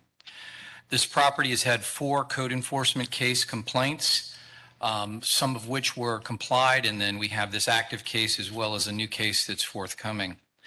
There are 2 natural resources cases. One is complied with fines. The other is in a fine run status, accruing fines daily. Mr. Savage's numerous properties have been under the names of Paul F. Savage, Paul Savage Real Estate LLC, Paul Savage Trust number 15, Paul F. Savage and Ernest Hayfel, Maggie Savage and Maggie Savage Trust. Code enforcement has had 35 cases throughout Hillsborough County, and Natural Resources has had 2 on this particular folio. Mr. Savage will quit claim ownership knowing that the case will close, and deeded over to a family member or another one of his businesses in order to avoid fines and or fees being assessed. He uses one of the many names that I discussed. And what we're going to ask the board for in this particular case, this property goes down to the Little Manatee River. The Land Development Code case is about flooding and the fact that he has altered this property and he will not come into compliance. The neighbors next door, which own the property, it's a large lot that goes down to the river as well, has pasture land, they have horses, and their property now floods on a regular basis as a result of the changes that he's made to the folio. He's in the process of erecting a large structure. We're not really sure what it is at this time, but it looks like it's going to be posts where he's going to put up something to block people from seeing his property. And it's going to be an enormous structure, which again is something that we have forthcoming. We're asking the board to consider these facts regarding Mr. Savage. Currently, we have no code enforcement cases with fines on any of his properties, but what he tends to do is he collects a lot of stuff and he moves that stuff from one property to the next, complying one piece of property, but then filling the other property with more stuff. And then when we bring a case, he moves it to another property. And as you saw from the photographs, his stuff in our eyes is accumulations, junk, trash, and debris, and outside open storage. Because of his repeat violations and other cases, are we able to treat this case as a repeat violator case from a fine standpoint? No. There are no fines running on this property previously from code enforcement. There are fines from... But based on the violator's history, are we able to run repeat violator level fines on this case? You have to, they had to have noticed it as a repeat violator for that to apply. All right, so just to keep in mind, board, the maximum violation penalty daily fine we can do at this time is $1,000. Right, and it doesn't have to be the same property. If he has the same violations on a different property that he owns, that also can be a repeat violation. Right, but we have no cases, no previous cases that have gone to the board that he hasn't brought into compliance. Understand. Therefore, there were never fines running. He has had some adjudicated cases, but we did not cite this property under the repeat violator. Understand, thank you. I'm prepared to make the motion. Please. I move that 3 days, $1,000 per day. We have a motion for 3 days, $1,000 per day on case CE 21006445. Do we have a second? Second, Mavor. Second, Mavor. All in favor? Aye. Opposed? Motion carries. 3 days, $1,000 per day. Thank you. Next case, please. Page 8, number 17, case number CE 21013741, complied on May 16, 2022. Page 9, number 18, case number CE 21013969. The owner is Joseph Lazara, 4310 Honey Vista Circle. We have service and no one is present.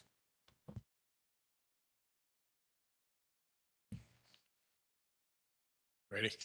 Steve Favors, Hillsborough County Code Enforcement, case CE 21013969, located at 4310 Honey Vista Circle, Temple, Florida 33624, owned by Joseph Lazara. The property is not in foreclosure, and my first inspection of this property was conducted October the 4th, 2021. During the initial inspection, he was cited for overgrowth, nuisance condition, which involved numerous trees, fence, inoperable vehicle, exterior walls, windows, and exterior door, pool sanitation. Over the course of follow-up inspections, the nuisance condition remains with the trees, the fence violation remain, inoperable vehicle remain, exterior wall remain, windows remain, and the pool sanitation remain. I had initial contact with the owner when I first cited it within a week and haven't heard from him since then. My last inspection was conducted on May the 16th, 2022. Ms. Mavor? Microphone, please. That's it. Can you hear me? I grant 7 days to come into compliance, and if compliance is not achieved by that date, a fine of $500 per day be assessed.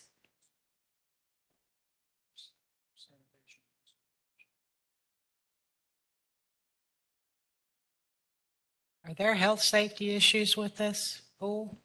Yes, the Yeah. pool is completely green. And he has a 3-foot fence around the property, the wooden fence. But now, as you can see in the picture, the screen enclosure itself has deteriorated, so there's no barrier there. Understand. Ms. Mavor, are you asking for a two-part motion in regards to the pool sanitation and nuisance conditions and then the rest of the items, or did you want them all under the 7 days, $500 per day? I'd like to amend my motion. I grant 7 days to come into compliance, and if compliance is not achieved by that date, $500 per day for the PM 12.3A nuisance and conditions. Item S13.5 pool sanitation. Item R11.7.9 windows and exterior doors. And item PM 12.4 fences. Second part of the motion, I grant 30 days to come into compliance. If a compliance is not achieved by that date, a fine of $300 per day for items PM 12.5 and item R11.7.2 exterior walls. We have a motion. Do we have a second? Second, Durazio. All in favor? Aye. Opposed?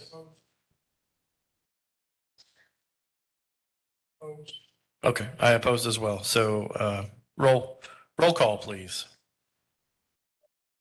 Lorenzen, Opposed. Durazio, In favor. Mabor, In favor. Verzilla. Opposed? Motion failed 2-2. Lorenzen and Verzilla voted no. Okay, looking for another motion. All right, the motion would be for items 12.3.A nuisance condition and S13.5 pool sanitation, 7 days, $500 a day. All other items, 30 days, $500 a day. We have a motion, combination two-part motion. Do I have a second? Second. I have a motion and a second. All in favor? Aye. Opposed? Motion carries. 7,500 on nuisance conditions and pool sanitation and 3,500 on all the remaining items. Next case, please. Thank you. Thank you. Number 19, case number CE 2100-4239 was pulled per staff. Page 10, number 20, case number CE 2100-7270 complied on May 16, 2022. Number 21, case number CE 2100-7560 complied on May 16, 2022. Page 11, number 22, case number CE 2000-1267. The owner is Soraya Porno, Francisco Porno, and Barbara Plata. Location 4546 West Burke Street. We have service and no one is present. Good afternoon. I inspected, Jose Reyes, Hillsborough County Code Enforcement. I inspected the property at 4546 West Burke Street on January 28th of 2020. It was owner occupied, not in foreclosure. The violations cited were accumulations, overgrowth, and fences. Fences was complied on 6/15/21. Overgrowth was also complied on 10/20/21. They've made some progress. I mean, it was a lot worse than that with the accumulations, but they're still there. And the grass was pretty high, and they've been cited before for the overgrowth. And I'm asking an order of remaining compliance for the overgrowth and to make a ruling on the accumulations. Okay. The remaining compliance comes with the order that we submit. So, Yeah, okay. All right. Good. Mr. Razio? Microphone, please. Microphone, please. Microphone, please. That's important. I find that the property was in violation of Hillsborough County Code's ordinance as presented. Further find that property is now in compliance with this code provision and order it that it maintain in remain in compliance with this provision. I'm sorry, Mr. Rosio. He's not asking for remain in compliance. Well, initially he did, but that is included in our order. We're looking for a time and a penalty on this particular case. Okay. In that case, No, we're looking for a time and a penalty I phase. misunderstood. Okay. I grant 14 days to come into compliance or an amount of $500 a day be assessed. Okay, motion for 14 days, $500 per day. Do we have a second? Second, Maybor. Thank you. We have a motion and a second. All in favor? Aye. Opposed? Motion carries. 14 days, $500 per day. Thank you. Page 12, number 25, case number CE 2100-7929.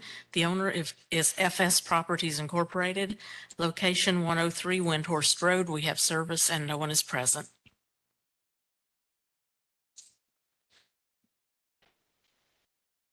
Good afternoon. Good afternoon, Charles Harwell, Hillsborough County Code Enforcement. This case originated June 7th of last year. It is a vacant old gas station. It's not in foreclosure. The zoning is CN, which is commercial neighborhood. Initially, there was 3 violations, 2 of which have complied over the course of the case, but there's 1 remaining. It's outside open storage. The property that is, when we get to the next photo, you'll see. That's the property in question, and you can see the arrow. That's where they're storing the product. The property just south of there, adjoining property, is a tenant occupied, is owned by a pool company or rented by a pool company, and they're storing their product on there. There's truckloads of sand and gravel and pallets of brick. The product comes and goes, it changes, but there's always product on the ground. The property owner for this property also owns the property just south of it that is occupied by the pool company. So he has both properties. I've spoke to him numerous times. He even requested I do a special visit one time, middle of the day, because he was told the property was clean, and it was not. So I've been in contact numerous times. Okay. What do you recommend? Well, he's in violation. 30 days or less has been going on since June, really. Yeah, but if you give 30 days, he calls you out there, it's clean, and you're going to bring it in compliance. I'm on it. Yeah. 7 days. 7 days. Okay. Yeah, clearly the adjacent property needs attention too. There's outside open storage. Oh, okay. I'm going to be visiting that property Monday. Oh, fantastic. The motion, Mr. Vasilla? I grant 7 days, $400 a day. Motion for 7 days, $400 per day. Do I have a second? Second, Orazio. Second, Mr. Rosio. Thank you. All in favor? Opposed? Motion carries. 7 days, $400 per day. Next case, please. Page 13, number 26, case number CE 2200-1361. The owners are Richard A. Medina and Martha Medina, 721 Stillview Circle. We have service and no one is present. Okay, good afternoon, Charles Harwell, Hillsborough County Code Enforcement. This case originated February 7th of this year. It is owner occupied. It's not in foreclosure. The zoning is PD and there's no life safety issues. My complainant lives next door to the left. If you see the accessory structure there in the picture, the violations is accessory structure setback. As you can see, it's too close to the side property line and the rear property line. Over the course of this case, I have talked to the property owner several times. He's even got a survey done. He told me he had a survey done, and he said that he's found that the neighbor's fence, a portion of it, is 1 foot on his property line, right? So I informed him that that is a civil issue between him and the neighbor. But now that he knows exactly where his property line is, put a stake in the ground in the front, stake in the ground in the front and the back, run a line, measure 3 foot off of that line, and he knows where to move that accessory structure from the side. The back, as you see, there is a measurement. I gave him a little extra inches there, but it's within 20, if we go back to that picture, I think it was like 25 inches, 24 inches from the back, if you can see. But code compliance also has a case on the property.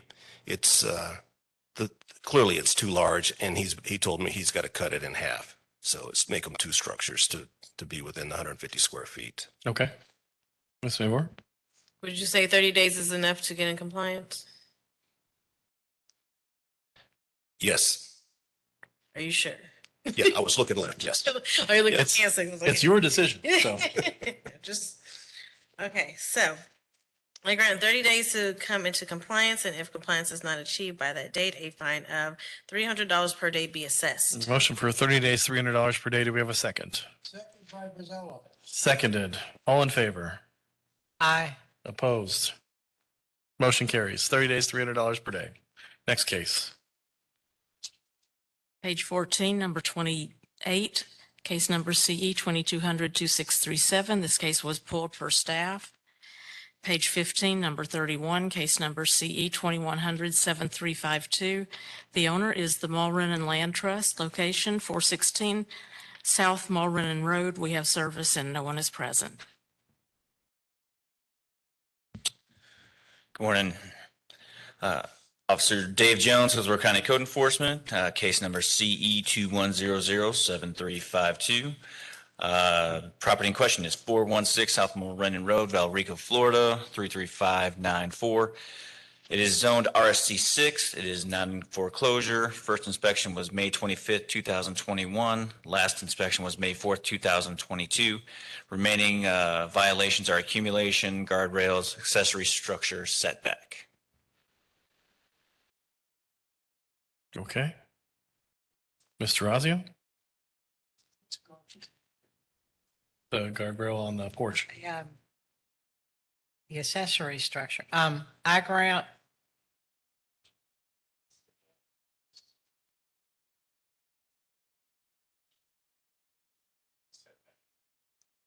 Yeah, no, I'm just trying to figure out how long that would take me to move it. I grant 30 days to come into compliance. If compliance is not achieved by that date, a fine of $200 per day. The motion for 30 days, $200 per day. Do we have a second? Second, Maybor. Second, thank you. Motion, all in favor? Aye. Opposed? Motion carries. 30 days, $200 per day. Page 16, number 32, case number CE 2100-7978. The owner is Gerald Morgan Sperling, location 1702 Sloop Place. We have service and no one is present. Officer Dave Jones, Hillsborough County Code Enforcement, case number CE 2100-7978. Property in question is 1702 Sloop Place, Brandon, Florida, 33511. It is zoned RSC 6. The property is not in foreclosure. First inspection was June 8th, 2021. Last inspection was May 6th, 2022. Remaining violation is fences. Any communication with the owner? Me nor the previous officer have had any communication with the owner. I grant 14 days, $250 a day. A motion for 14 days, $250 per day. Do we have a second? Second, Drive, yeah. Second. All in favor? Aye. Opposed? Aye. One opposed. Motion carries 3-1. Next case, please. Number 33, case number CE 2101-3039. This case complied May 17, 2022. Page 17, number 36, CE 2101-4826. This case was pulled per staff. Page 18, number 37, case number CE 2000-2620. The owner is A Investments Development Corp., location 11440 Jefferson Road. We have service and no one is present.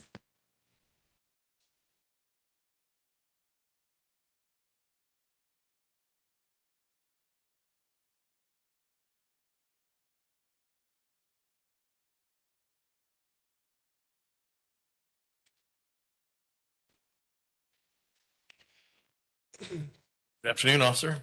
Officer Ippolito Padilla, Hillsborough County Code Enforcement. This case was brought to us by Hillsborough County Sheriff Deputy back in 2000, February 21, 2000. I'm sorry, 2020.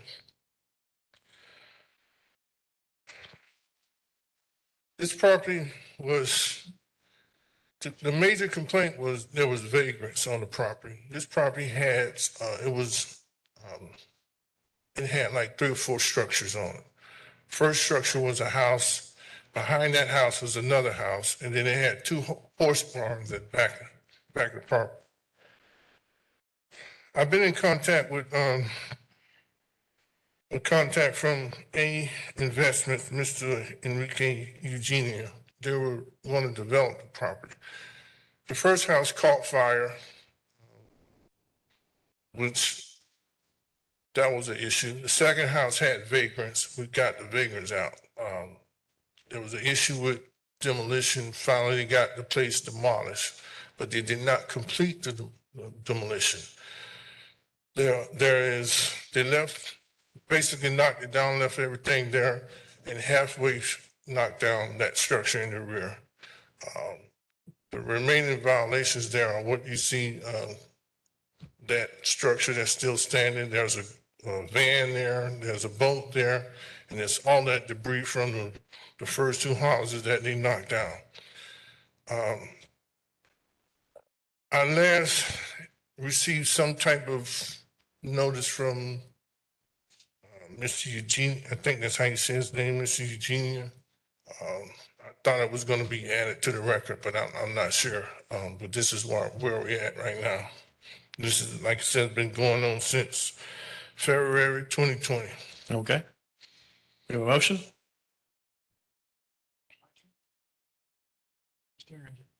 Yeah. You had no contact with the owner? No, I've been contact with one of the representatives, Mr. Enrique, I think his name is Eugenia or something like that. What was his response? We discussed when they're coming to do this and do that, and, him getting the permits and different things like that, and finally they came and got to that point, but they haven't gone any further. Okay, I grant 7 days, $500 per day. A motion for 7 days, $500 per day. Do we have a second? Second, Durazio. Second by Mr. Razio. Motion, all in favor? Aye. Opposed? Motion carries. 7 days, $500 per day. I did not. Number 38, case number CE 20014889. This case complied May 18, 2022. Page 19, number 39, case number CE 21013918. The owner is Olympus Borrower LLC, location 18131 Limbrick Way. We have service and no one is present. Again, I'm Officer Padilla, Hillsborough County Code Enforcement. This case was originated on September 30th, 2021. It was an ADS complaint by a tenant that was there at the time, Ms. Anita Terrell. And the complaint was about the fence that's in the rear wooden fence. The fence was really crusty. It had several pieces missing, but the main complaint was about the nails and screws protruding out of the fence that injured some of the residents at the house. I contacted the people in charge of the home. I think that the name of the company is Progress Residential.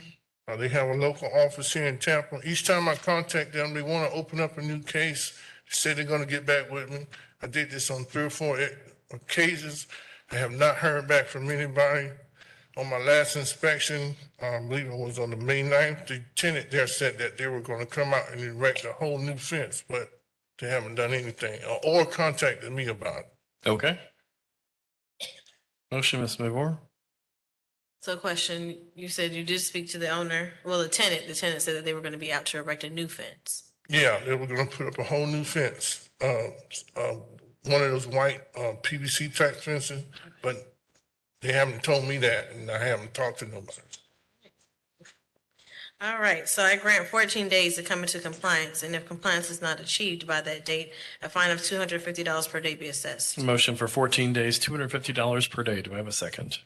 Second, Durazio. Second by Mr. Razio. Motion, all in favor? Opposed? Motion carries. 14 days, $250 per day. Thank you. Thank you, officer.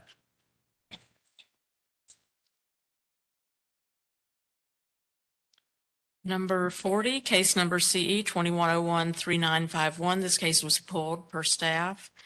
Page 20, number 42, case number CE 21007790. This case was pulled per staff, I believe. Right? Pulled per staff. Okay. Page 21, number 43, case number CE 21008382. The owner is Bay to Bay Area Holding Group, LLC, location 2402 South 67th Street. We have service and no one is present. And please also refer to number 45, which is the same owner. Yeah. No, it's not. No, it Two isn't. different owners, but the same address. Two different folios. It's the same address, but two different folios owned by two different people. Exactly. Great. Okay. And it's listed in the appraiser that way too. Officer? Starting out 8382. Good afternoon. Code Enforcement Officer Leanne Sally with Hillsborough County Code Enforcement. Property in question is located at 2402 South 76th Street, Tampa, Florida. It is owned by Bay to Bay Area Holding Group, LLC. Property is not in foreclosure. Property was first inspected on June 6, 2021, and it was cited for accumulations, inoperable vehicles, outside open storage, and recreation utility vehicles exceed the allowable number.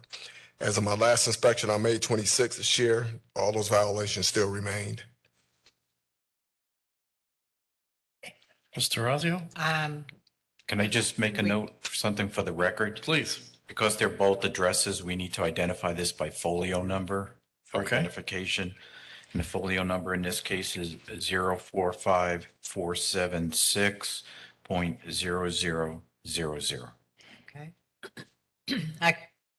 On folio number 05476.000, I grant 14 days to come into compliance or a fine of $250 per day be assessed. All right, just to correct the folio number there, it's 045476.0000. Motion 14 days, $250 per day. Second. Seconded. All in favor? Aye. Opposed? Motion carries. Next case, please. Page 22, number 45, case number CE 21008497. The owner is Felix Delval Jr. This is also 2402 South 67th Street. This is folio number 0454777.0000. We have service and no one is present. Leon Sally, Hillsborough County Code Enforcement. Property in question is located at 2402 South 67th Street, Tampa, Florida, and is owned by Felix Delval Jr. Property is not in foreclosure. Property was first inspected on June 16, 2021, and it was cited for accumulations, inoperable vehicles, and outside open storage. As of my last inspection on May 16th, all those violations still remained. I'll just do this one too. Sure. Folio number 0454777.0000. I grant 14 days and to come in compliance at $250 a day. Motion for 14 days, $250 per day. Do I have a second? Second, Mavor. Seconded. All in favor? Opposed? Seeing none, motion carries. Next case, please. Page 23, number 48, case number CE 2100-9453. This case complied May 19, 2022. Go to your addendum, number 2, case number CE 22308. The owner is Ricardo Ramos, 14512 Knoll Ridge Drive. We have service and no one is present. And I think I said the case number wrong. CE 220000308. We have service and no one is present.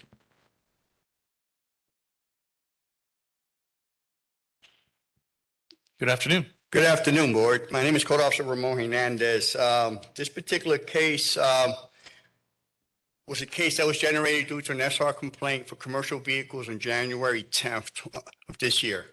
I responded to the property, at which time the pictures will reflect that I did notice the occupants of that particular property, which is not homesteaded and it's not in foreclosure.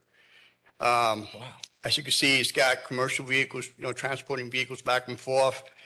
We've been getting numerous calls on this particular property. This property is in violation of a code board order of 3/16/2020 for that said item of commercial vehicles. It took several attempts and a few inspections. On the 25th, I referred the case to be scheduled. But throughout the timeframe until today, the owner has been a little invasive, but I finally made contact with him on the 17th, just 5/17th, and I hand-delivered notice for today's hearing. He is aware of it. He did inform me that he'll be out of town, but he did contact me yesterday. I did drive by, and at the moment, it seems clear. But I'm requesting a per occurrence to be issued at this particular property.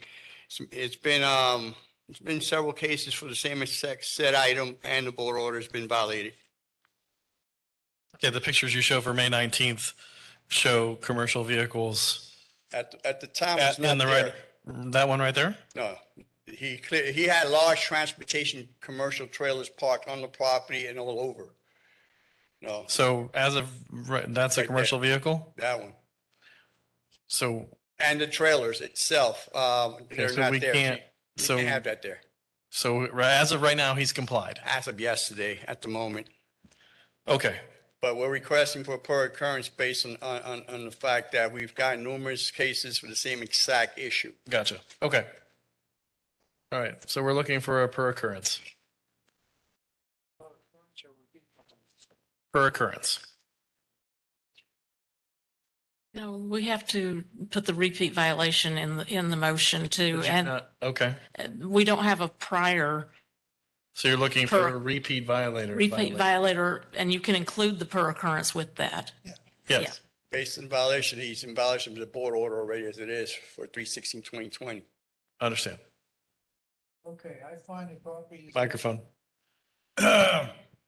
I find the property is again in violation of Hillsborough County Code and ordinance as listed in staff presentation and of the previous order dated 3/16/2020. This constitutes a repeat violation as defined by Florida statutes. Further, I grant 5 days to come in compliance. If compliance is not achieved by that date, a fine of $300 per day be assessed. Additionally, a fine of $1,000 per day per occurrence be imposed for any repeat violation after compliance is achieved. We have a motion for 5 days, 300 per day, and an additional $1,000 for every additional occurrence. Do I have a second? Second, Mavor. Seconded. All in favor? Aye. Opposed? Motion carries. 5 days, $300 per day, and a per occurrence of $1,000 per day. Thank you, board. Thank you. I believe that completes the agenda. Okay, before we dismiss, Ms. Green, I'm sure you're probably still online. I just wanted to let you know you did a fantastic job today, subbing in for Miss Murphy. You can hang out with us anytime. I am here. Thank you so much. I'll be sure to let her know, or maybe I won't let her know because then she won't There ask you me to go. cover it. Even better. Thank you, everyone online. This meeting is adjourned. Thanks.